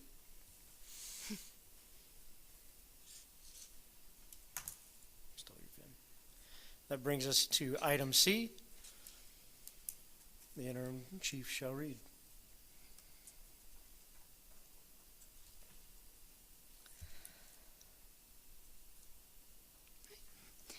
SB-62-021, grant recognition to the Black Honor Society, authored by Maggie Hull, RSO Graduate Assistant, Star Billingsley, Black Honor Society President, Gabriel Fonseca, Assistant Director of Student Involvement, sponsored by the President's Cabinet. Action 1-2, for it to be enacted by the Student Senate that grant recognition to the Black Honor Society, which states its purpose to function to acknowledge and represent academic discipline, cultural awareness, community service to all mankind, honorary excellence, and refined interest. Therefore, after completing the recognition process as set by the RSO Handbook and SGA bylaws, and upon recommendation from the Assistant Director of Student Involvement, we hereby recommend recognition of the Black Honor Society. Does the author wish to speak to this bill? I yield my time to Star, President of the Black Honor Society. Please approach the podium.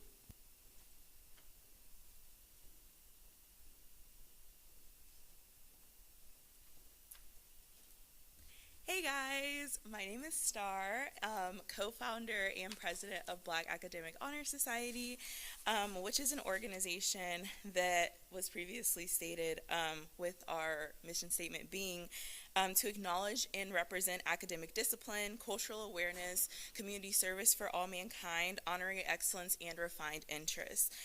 Some of our goals, I categorize them in short term and long term, some of which being changing the dynamic of Black students on campus, creating a sense of community and unity amongst Black students on campus, increasing the numbers of Black attendance via outreach and marketing, promoting representation through community service, and also promoting Black students in a place of academia, in turn to combat imposter syndrome. In terms for our long-term goals, we are looking to create a culture where Black students feel comfortable speaking about their cultural experiences in predominantly white spaces via bi-weekly discussions, and to elevate the Black profile on campus, creating an unapologetically Black culture on campus in every sense of the word, in terms of appearance to hair texture, sexuality, etc., promoting professionalism and career readiness, and to hold all Black students on campus accountable for their actions regardless of social status, campus popularity, or Greek affiliation. And another goal for us is to attend the Big 12 Black Leadership Conference later this year in order to find new ways to lead and network. I'm open for questions, Tom. Are there any questions at this time? Seeing none, thank you. You may be seated. We'll move into debate on this item next week. Moving to item D, the interim chief shall read.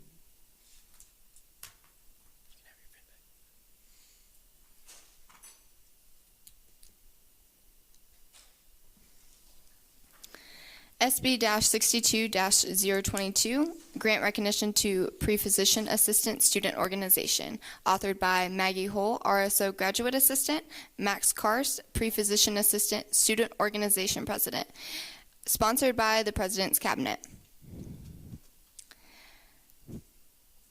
Action first to be enacted by the Student Senate that grant the recognition of Pre-Physician Assistant Student Organization, which states it to build a close-knit community of aspiring physician assistant students and develop our leadership, academic, and service skills needed to apply to the program. Therefore, after completing the recognition process as set by the RSO Handbook and SGA bylaws, and upon recommendation from the Assistant Director of Student Involvement, we hereby recommend recognition of the Pre-Physician Assistant Student Organization. Does the author wish to speak to this bill? I yield my time to Max Karst, President of the Pre-Physician Student Organization. Please approach the podium.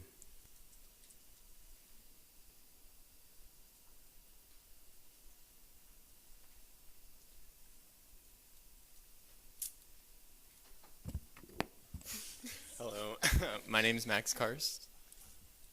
I'm Maria Chacon. And my name is Shayla Roper. So we came together to create this organization because applying to PA school can be super intimidating, especially because Wichita State is the only physician assistant program in the state of Kansas. So typically between 1,500 and 1,800 people apply every year, and only 48 get in. So if you go through this process alone, it's super, super stressful. So our goal is to bring together a group of people with a common interest and really dive into the application and assess it aspect by aspect and see where we can all benefit and improve ourselves. So whether it's volunteering, shadowing, and really any aspect of the application, we're going to work together. And yeah, pretty much. Anything? We're open for questions. All right. Are there any questions for these individuals? Senator Khan? First of all, I really like your shirt. Second of all, so how many people have shown interest in Pre-Physician Assistant Student Organization so far? So right now we have the 5 official members needed to go through this process, and then Monday we actually have our first info meeting, so we'll know more after that, but I've already gotten a lot of interest through email and social media and through a lot of my students over the summer. I'm a transition mentor, So I've brought up the idea at a lot of the orientations, and it seemed really popular. We additionally had somebody from that's already currently in the physician assistant program reach out to us, and they'd like to connect with us and build like a bridge as just a form of like information and communication to help us, mentor us on our way. Are there any other questions for these individuals? Senator Peterson? What would be the best way for students to find this organization? Are you going to be putting any type of spread out in media or anything like that? So right now we actually just hung up a few flyers yesterday. So we've already gotten some emails through that, and I use my TM Twitter because all of my students follow me on that. But right now it's just word of mouth. We're in the beginning stages, so yeah. Are there any other questions for the individuals? Seeing none, thank you. You may be seated. We'll move into debate on this item next week. Moving to item E, the interim chief shall read.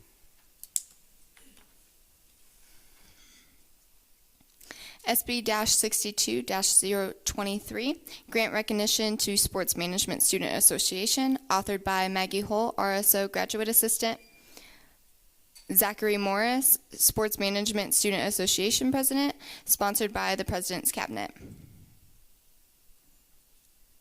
Action first to be enacted by the Student Senate that grant the recognition of Sports Management Student Association, which states it to establish and maintain communication with the sport business community, to promote facility and student interaction from the sport management, media, sociology, business, psychology, and other sport-related departments, to promote awareness of the sport management programs to prospective sport management students, to expose students to career opportunities within the sport management profession, to sponsor an annual career day involving various sports industries within the surrounding metropolitan area, to provide professional development opportunities for sports management students and other program constituents.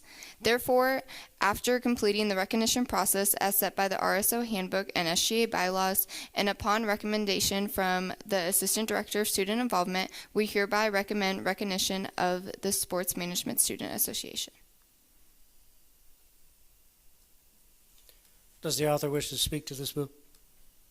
I yield my time to the representatives of the Sports Management Student Association. Please approach the podium.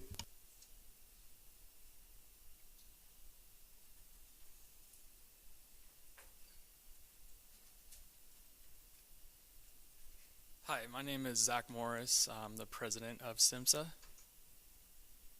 My name is Aaliyah Funchell, and I'm the vice president of SIMSA. Do you want to go? Yeah.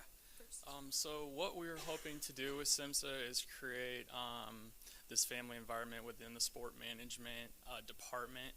We don't really have anything at the moment to really connect all the students within that department together, and this would really be a great opportunity to do that. Other big colleges and other universities have sport networks like Texas and Florida and all the bigger schools. With SIMSA, we're hoping to branch off to make a student sports network, which we hope to call Shocker Student Sports Network, where we would be doing all Shocker sports, surrounding sports within the high school and JUCO area, giving all of our students the opportunity to learn how to do radio, podcasting, interviewing, TV, all sorts of things like that. And that's what we're hoping to do with this program if it's accepted.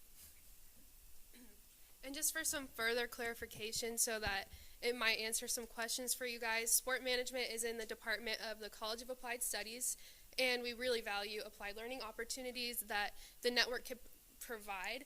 But instead of coming to you guys to try to get the network recognized by you guys, we took it among ourselves to revive SIMSA, which is already a pre-existing organization that for the past 2 years has depleted and has not been here.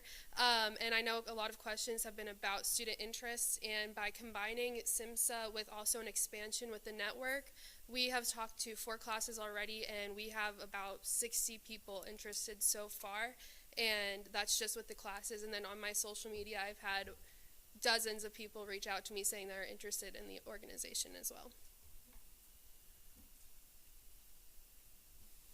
Are there any questions for these individuals? Seeing none, thank you. You may be seated.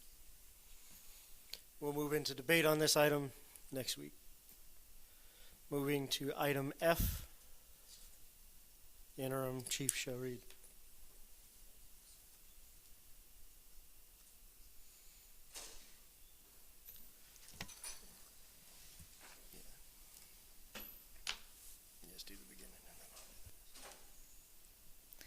SB-62-024, the Association's Commitment to Excellence Act. Authored by Michael Berth, Student Body Vice President, Gabriel Fonseca, Assistant Director of Student Involvement, Katrina Miller, Student Body President, Grant Day, At-Large Senator. Oh.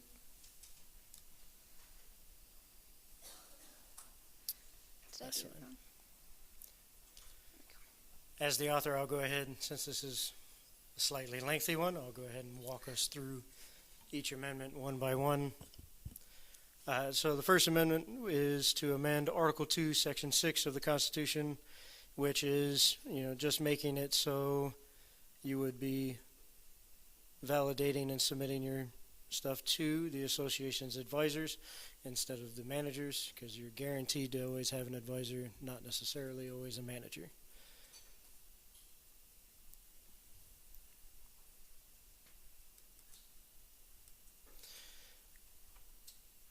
The second one is for Article 3, Section 1 of the Constitution, and this is going to be dealing with seats for Senate.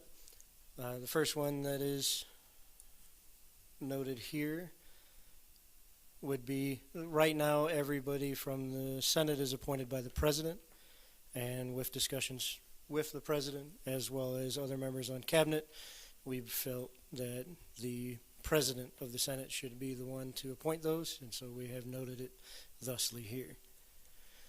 Speaking for seats directly, holdover senators have been a thing for a while, but they have never necessarily worked out in any facet. Last session, although being required to appoint, didn't appoint, as there are no holdover senators now, and we feel this is a good time to kind of nip that one in the bud and bring us online. That obviously will adjust all other paragraphs from A to B to A, C to B, and so on. Next item is actually specifying that all members of Cabinet are actually members of Senate. And again, throughout the summer with discussions about why we do certain things or what is appropriate, we came to the conclusion that Cabinet shouldn't be in Senate, and so this would be removing the membership rights of all members of Cabinet with the exception of myself, because I am to serve as the head of this branch, and that is the last addition, was changing it to reflect the President of the Senate, because it is not always me.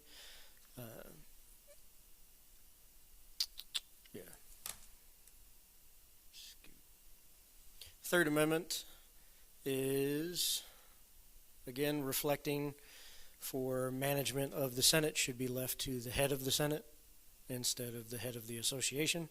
And so we have stricken the association and added Senate to be appropriate. Article 3, Section 8,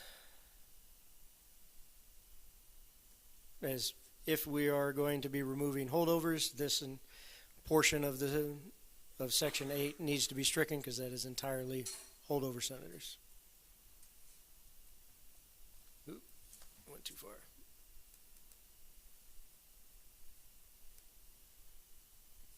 The last item, a few things that we were talking about over the summer is whether or not we are appropriately representing students here at WSU.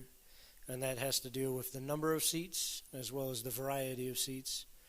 We don't think that cabinet should be the one to decide what is going to happen. And so what we are doing is essentially authorizing myself to create a committee to do just that. And it will be the Special Committee on Senate Membership with the charge of reviewing Article 3, Section 1 of the Constitution and present recommendations back to the Senate for their approval. It also gives me, as the President of the Senate, the power to appoint the chairperson as well as the other members of that committee. With that, are there any questions over any of these sections? Senator Martin. What is a holdover senator? So a holdover senator is, there were 3 individuals who were selected at the end of a session to carry over into the next session, no election required. Does that answer your question? Senator Mounts? Okay, so I actually have 2, but I will do the first one. So with the first amendment, so with, I guess, the President of the Senate appointing instead of the President of the Association, will the President still sit on meetings, or will it just purely be the, I guess, Vice President of the Association?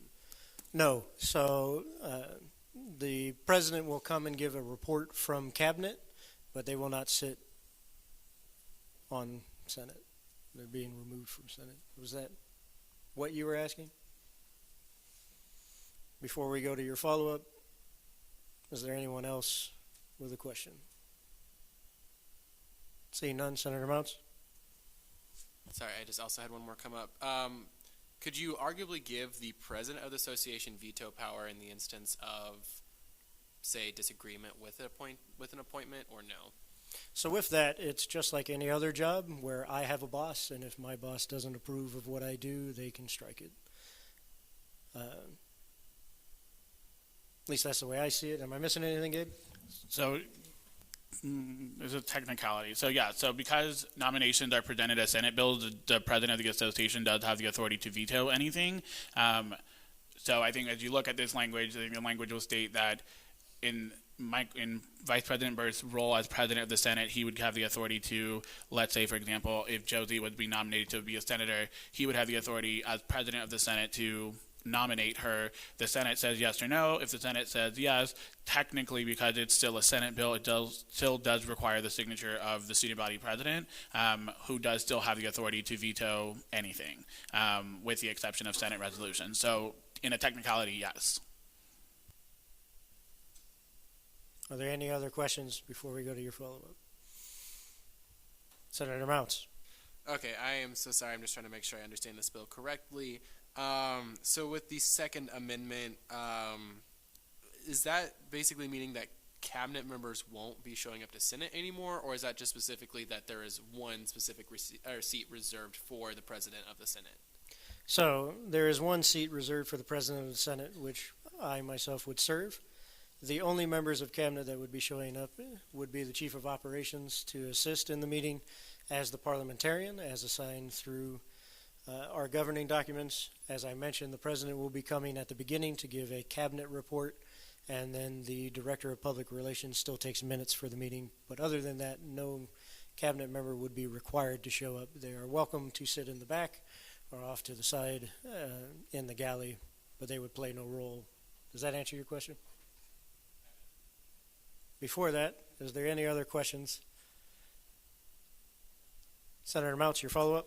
So in the interest of fostering, I guess, relations and communication between the legislative and the executive branch, how do you foresee the future of communication if we're only specifically dealing with the President of the Senate and the Chief of Operations? Because I know, especially in May, there seem to be a lot of disagreeing opinions. So how is this supposed to foster, I guess, communication and workability with both branches?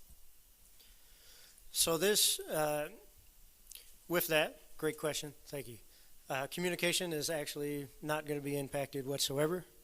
The only thing that Cabinet has done in the past is give you a report, this is what I've done to the week, and you will still be getting that with the President. However, what it is doing is removing individuals who obviously shouldn't hold across branches positions. Does that answer your question? Are there any other questions on this item? Seeing none, we'll move into debate on this next week. Moving into item G, Chief of Operations. Oh, Interim Chief shall read. You got to swear in first.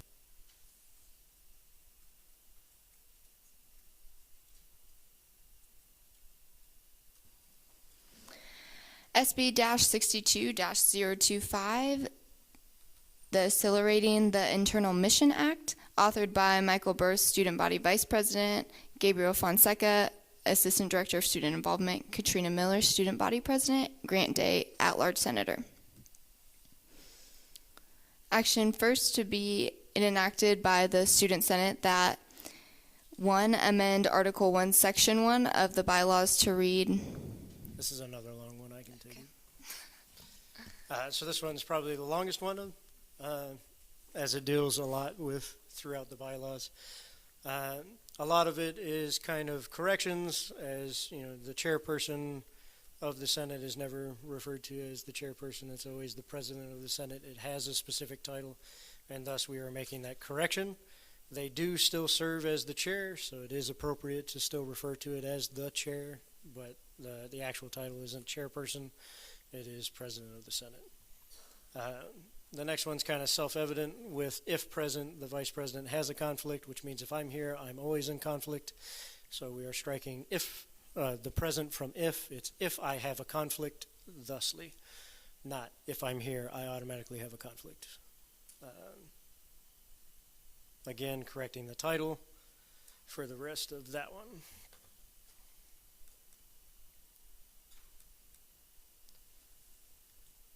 For the third instance, we're talking about Robert's Rules. Right now, it only applies to meetings, but there have been several instances where outside of a Senate meeting, we don't really have a guideline set up within either the Constitution, the bylaws, or a statute.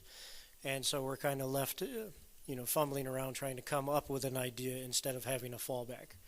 So as we already use Robert's Rules, and it is widely used in other governments, levels, I should say. We feel that it is a safe fallback, that if we do not have something, we could do that. We're not entirely bound of we have to do this. We have to be within this bounds or come up with something. Correct?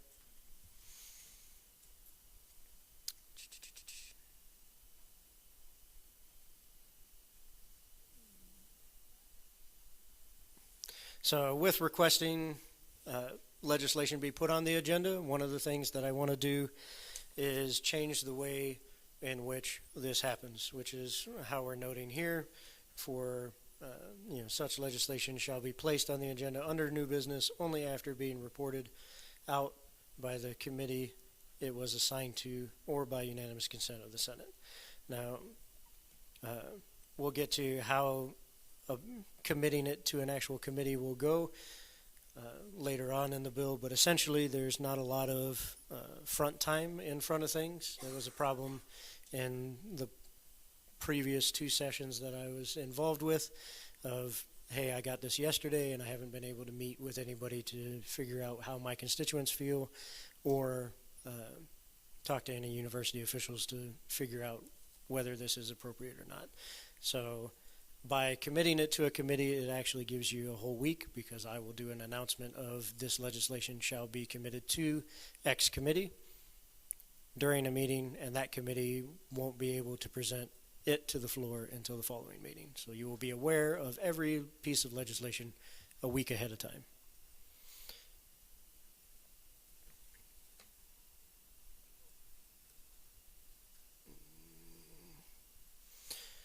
For the unfinished agenda items in line 25, we are striking excluding resolutions and funding bills because every piece of unfinished business goes in unfinished business on the next agenda.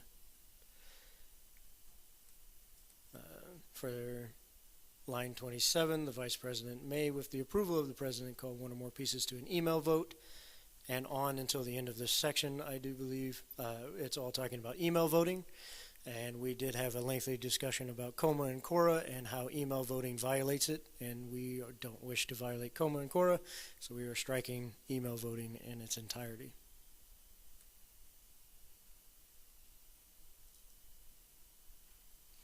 For the second, deals with Article 1, Section 2 of the bylaws. Again, we're addressing things to one, the President of the Senate, but again, where it says when classes are in session, you must maintain 2 working hours. This technically means you have to maintain 2 working hours over the summer because classes are technically in session. However, Senate is not in session. We feel that that is not necessarily appropriate, and so we're changing it to when the Senate is in session, because the Senate is only in session during the time period where classes are in session during the fall and spring sessions. The one under that is for line 72, deals with points of completion of office hours, which is something we haven't done in a very long time, so we're just removing that as it is not applicable any longer. Amendment 3 deals with Article 2, Section 1. Then we are going to be adding to appoint student representatives of all members of the Senate standing committees in pursuit of purpose of the Senate. These appointments shall be subject to ratification by a majority vote of the Senate unless otherwise specified. The requirement thereof isn't changed. That is simply adding that responsibility within the President of the Senate roles instead of the President of the Association roles. The one after that is to serve as chairperson of the Senate Standing Committee on Rules and Administration, which is one of the committees that I am requesting the Senate to form. That one, for the Rules and Administration, I think that's the next one, will be how I actually commit things to a committee, because it'll be myself and every committee chair discussing each piece of legislation and which committee is most appropriate to get it submitted to. There are other details, but we'll get to that when I get to that section. And I continued scrolling. Where did I go? Amendment 4. We are striking to serve as the chairperson of the Budget and Finance Committee from the treasurer's responsibilities. And so that kind of goes hand in hand with, why does the association do certain things and whether or not it is appropriate to have cross-level authority, essentially. So this would be a cabinet member in charge of a Senate aspect. So with us deciding that cabinet shouldn't actually be in charge of Senate, this would be one that would kind of have to come out, but it is up to the Senate. You can piecemeal it if you would like.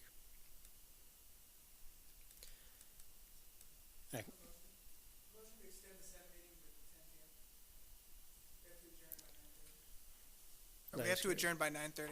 So that is correct. We're coming up on that, so I motion to extend. There has been a motion to extend to, what was it, 10:30? 10:30, sure. 10:30. 10:30. I do believe this item is not debatable, and we will move right into the voting period. All those in favor, raise your hand. 6. Please raise your hands high so everybody can see.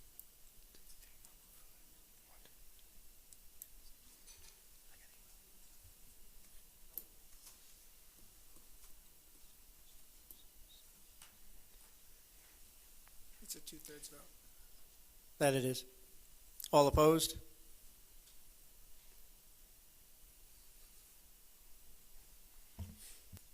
Any abstentions? Motion does not carry.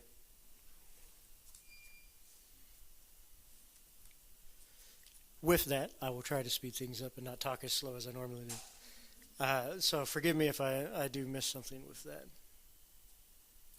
For the next section, we're talking about standing committees.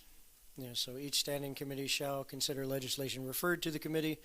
Again, that's just a portion of how we are going, regardless of whether or not another committee is doing it. It'll just be me committing it.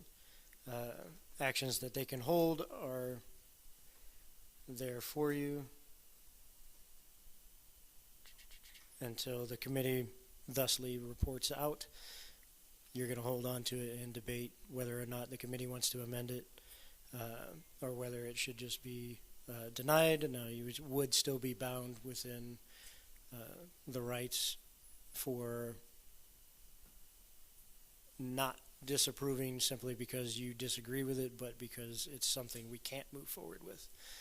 With that, after that, you would then pass a vote in which to bring it to the Senate, and it would include a recommendation or not include from that committee to either pass or fail or not at all.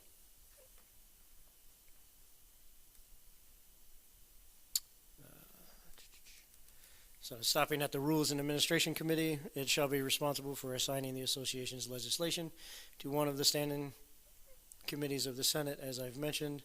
It also assigns topics or problems to a committee. This is just one that we have, we personally hear from students that there is an issue, and we feel that individuals on this committee could handle that area. We would then assign that topic for those senators to look into and see if something can be done, and possibly legislation will come out of it.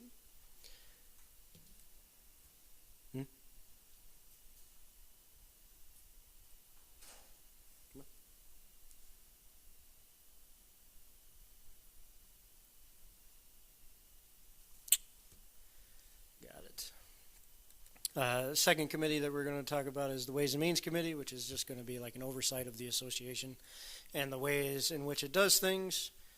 For item 7, we're going to be amending Article 2, Section 3, which is the Organizational Outreach Committee. We're actually going to be striking that, as their student involvement actually does that on a faculty basis, and some of the responsibilities from that are falling into the Ways and Means Committee. So it won't go completely away. It's just getting refocused and retasked. Diversity Task Force, changing its name to more accurately reflect what it does. Diversity, Equity, and Inclusion Committee instead. For item 8, talking about the Freshman Council, which hasn't been appointed or through discussions, the purpose of it is kind of conflicting with freshman senators as kind of a way to get in, and will be motioning to strike that. Item 9, the Heskett Center shall deliver biannual reports to the Senate. We couldn't actually figure out why this was in there, and it hasn't happened in a while, so figured best to get rid of it. And then the last and most importantly, we will start two-side printing all documents whenever possible, not just for Senate meetings. Any questions? Senator Mounts. All right, so I got like 4 follow-ups, so I'm just going to let y'all figure that out. So first of all, assigning legislation to different Senate standing committees. So in the instance of, say, Resolution 6112, Solidarity with New Zealand Moss Victims, arguably, if it takes a week for that legislation to get out, won't it lose its meaning if it's not something that happens right away? Not necessarily. So it could actually end up lending more credibility, as we've actually taken the time to thoroughly review whatever issue may be presented. In that case, it could be a timely thing, which is why we have left the option for the Senate to say this is something we need to act on now, and by unanimous consent, pull it out of whatever committee there is and put it on the floor. That can be done on the floor at any time. Are there any other questions before we go to your follow-up? Senator Peterson. Just to make sure for clarification, are we as Senate, since you're striking the school and class requirement for 2 hours a week, is that going to be included during the fall, winter, and spring break as well? Or I don't know if Senate's in question or not. No, so that one was just to get rid of the requirement for you to have 2 hours over the summer. You Okay. will still be required to fulfill that over the fall and the spring. Okay. So like the break. Yeah. Well, For the breaks, school's not in session, and you won't be required to do that. okay. Any other questions? Senator Flores.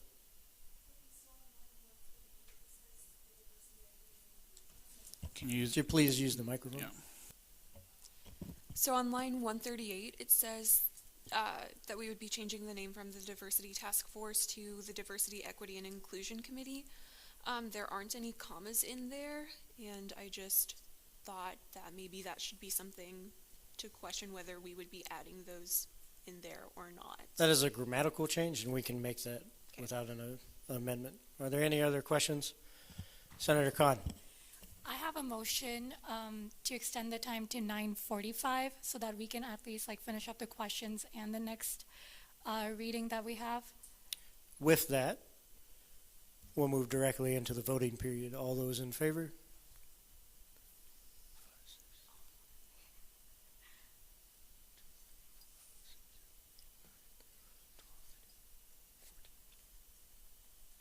All opposed?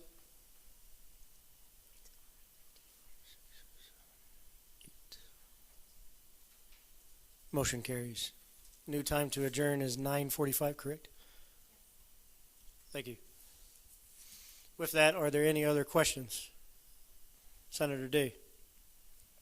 This question probably reveals my own ignorance more than anything, but I'm listed as an author of this bill and the bill before. I attended one summer journal review, but wasn't really intimately involved in the process of this. Is this just I don't know, is that accurate, or is that just something that had to be done? So we did, for some of these portions, were mentioned while you were there, and you did render an opinion while you didn't directly state this should be amended this way. But if you would like, I can strike you from being an author. Please.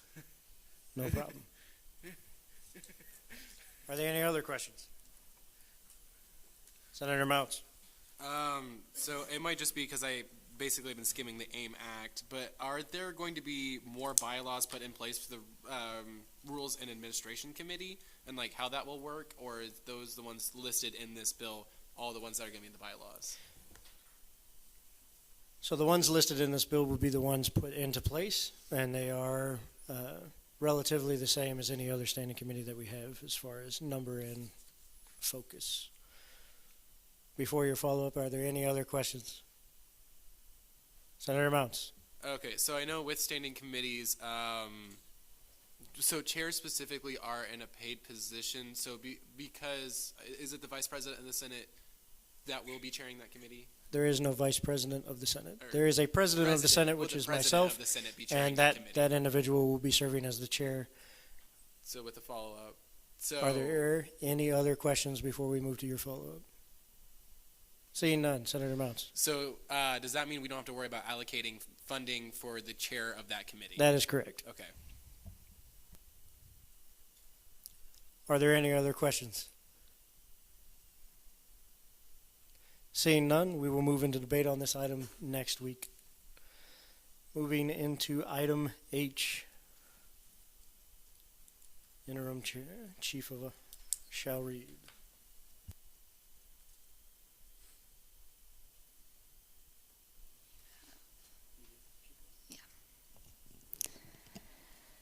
SB-62-026, the Association Partnerships Lead Us to Success Act, authored by Michael Berth, Student Body Vice President Gabriel Fonseca, Assistant Director of Student Involvement Katrina Miller, Student Body President Grant Day, At-Large Senator.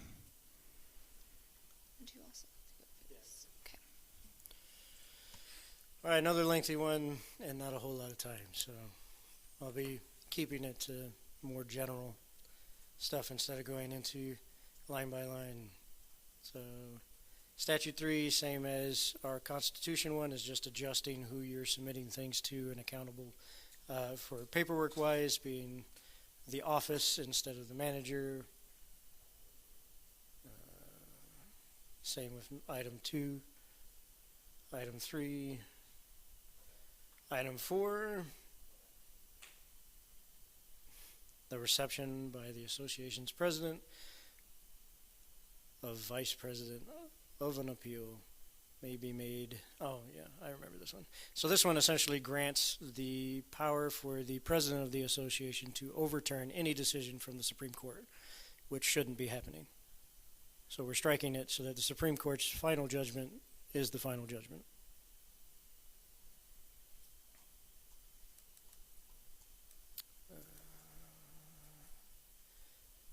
For item 6, incoming and outgoing president will organize a banquet. It's no longer those individuals who are organizing a banquet, and we are actually changing that around, or looking at how we can change that, and possibly making it all 3 branches take a part of formulating this banquet, so that, because it is an association thing, and it's kind of been relegated to just Senate and some cabinet presentations, but we truly want to make it an association end of the year banquet. So we'll be taking a closer look at that.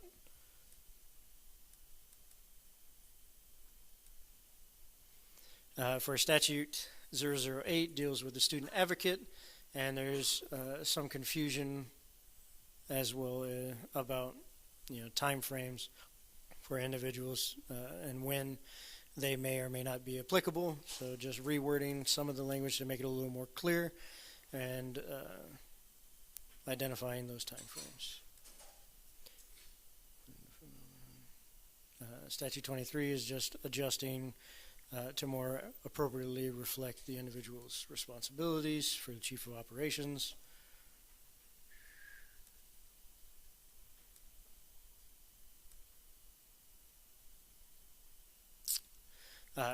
For item 10, this one's actually kind of important because we've already voted in the last session to add Senate resolutions, but have never added a section to document how we document them. And so this is basically a direct copy of the resolutions, but then tweaked to be appropriate for Senate resolutions and how they will be accounted for at the end of the year in our final documentation.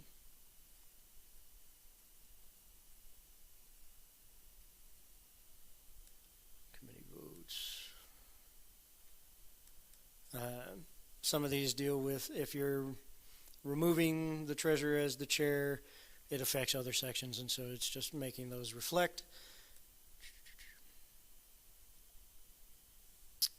For item 14, we're striking section 4 in its entirety. For this, it would be nominations to multiple positions, and we don't nominate individuals or multiple individuals to the same position. It's one person per, and so it makes no sense to have the availability of those to be appointed that way. Item 17 is some recommendations from Treasurer Yang while she was still here about the DACA scholarship and how it may be improved. And that goes for limiting or reducing the number of individuals on the committee, as well as lifting some of the restrictions on how to allocate the funds afforded that committee. And that is it. Are there any questions for me? Seeing none, we'll move into debate on this item next week. Brings us to item 10 with time to spare. Swearing in. Am I? We're missing one of the nominees. That's right. For all the individuals who are appointed tonight, please gather over here, and we're doing an individual, or do we want to do it? We're going to start senators first, and then we'll move to cabinet. So all the senators who were just confirmed, if you can come to the podium, and then we'll do cabinet.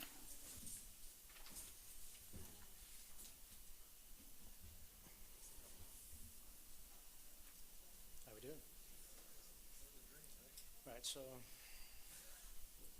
I'll wait for the meeting here. But essentially, when we get to this, and it says position, it's the position that you have just been nominated for. So it's gonna be just office of student senator. That's it. So we're not gonna go for at large or anything like that? Just student senator. When I say office of, and you just insert student senator. Ready? So with that, please raise your right hand and repeat after me. I hereby swear that I will faithfully serve the students of Wichita State University, act in accordance with the Student Government Association Constitution, and fulfill all duties and responsibilities required of the office of Student Senator. I will, to the best of my ability, preserve, protect, and defend the Constitution of the Student Government Association of Wichita State University. Congratulations.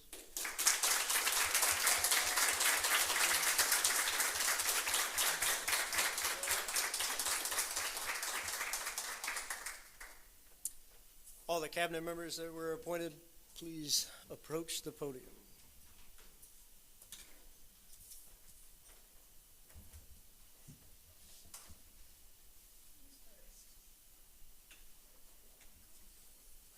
So we're going to do this tricky. So we're going to do it, but then when I get to the position, I'm going to say, to the officer and the chief operations treasurer, and then we'll continue as a group. Does that make sense? Please raise your right hand and repeat after me. I hereby swear that I will faithfully serve the students of Wichita State University, act in accordance with the Student Government Association Constitution, and fulfill all duties and responsibilities required of the office of Chief Operations, Treasurer, and Student Advocate. I will, to the best of my ability, preserve, protect, and defend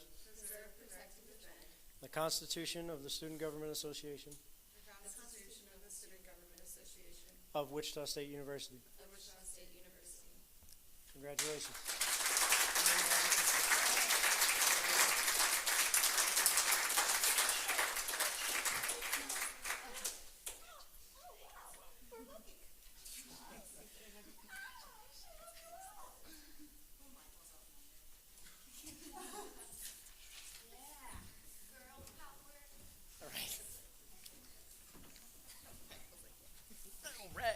Nobody wanted to hug me. All right, cool.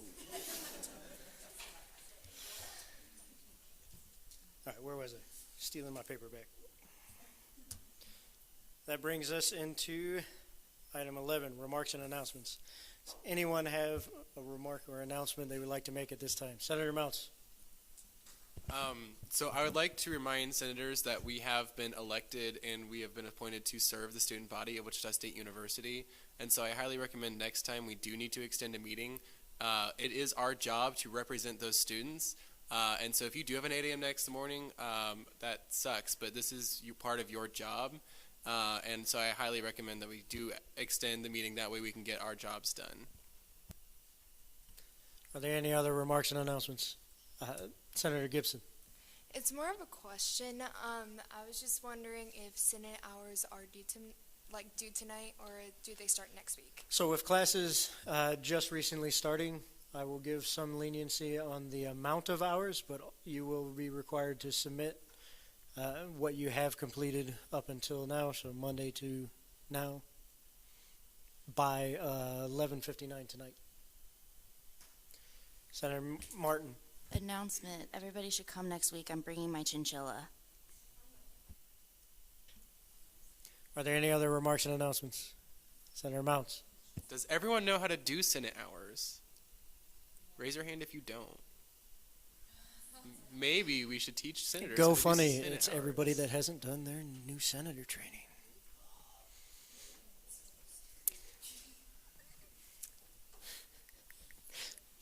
Student advocate. Oh, hello. I get to use this thing. Yes, you do. Okay, cool. Well, now that I'm officially in the position, I want to announce that the first event that I've planned for Student Advocate is called Sweet Meet with the Student Advocate. And so at this event, it's on September 4th, and I want to pass this out so you can like take a picture and share it now, but I'll be posting it on social media soon. But I wanted to do it outside and do some sort of a fun event that we'll be doing popsicles, sliced watermelon, prizes, and lemonade. And then I just wanted to announce this now because I will need volunteers to help me at that event because I can't just talk and manage and run everything on my own. So I want to pass these around so that you could start taking a picture of it if you need to when the meeting's over. It's from 11 a.m. to 1 p.m. on September 4th, and it'll be in the RSC North patio. But I will be also announcing a time and date for some preparation before the event because I need to slice all the watermelon. It's on a Wednesday. Yeah. Cool. Advisor Fonseca, do you still have a remark? Yeah, don't forget we have a retreat this weekend on Saturday. It is all day, so it starts at 8:15, but we are going to feed you breakfast, lunch, and an afternoon snack. So don't forget to be here. Starts at 8:15, so please try and get here a little bit earlier. We'll send an email which door to come in because the building is still locked at that point. Super casual. You don't have to worry about like dressing up fancy for anything. Just to kind of piggyback off of that before I jump to another one, if you can't make it, you would have to submit a meeting excuse form. Those are required to be submitted 24 hours prior to the event. But you can get with me and discuss, why and whether or not it would be approved, or if there's some extenuating circumstances after that 24-hour period, please contact myself and we'll work it out. Senator Sanchez, I saw your hand. Yeah, is this a time for questions too about retreat or anything that's coming up?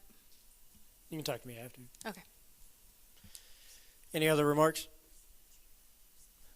President Miller? The retreat is for new senators, correct?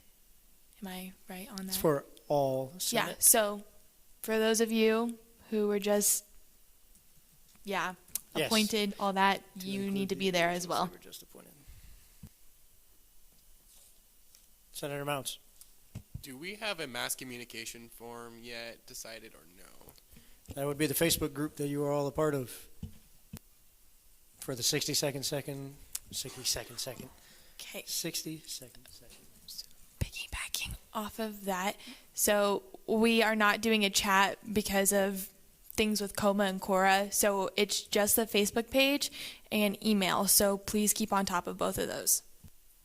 Thank you. Are there any other remarks and announcements at this time? Sorry, just very quickly, I'm going to give a presentation at the retreat, but if anyone can't make it and has questions about student fees or individual organizational funding, don't hesitate to come into my office and ask me. That's all. Are there any further remarks and announcements? You want to read the quote? Oh, somebody removed it. How dare you. Go to the next one. Read the quote. All right, I'm going to read the quote. Efforts and courage are not enough without purpose and direction. John F. Kennedy. Sorry, I put it on the wrong slide. It's my fault. Seeing no further remarks and announcements, I hereby adjourn with a silent roll call at 9:38.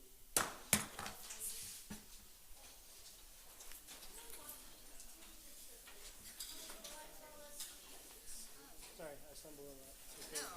It's okay. It's okay to hit me. Don't worry about it.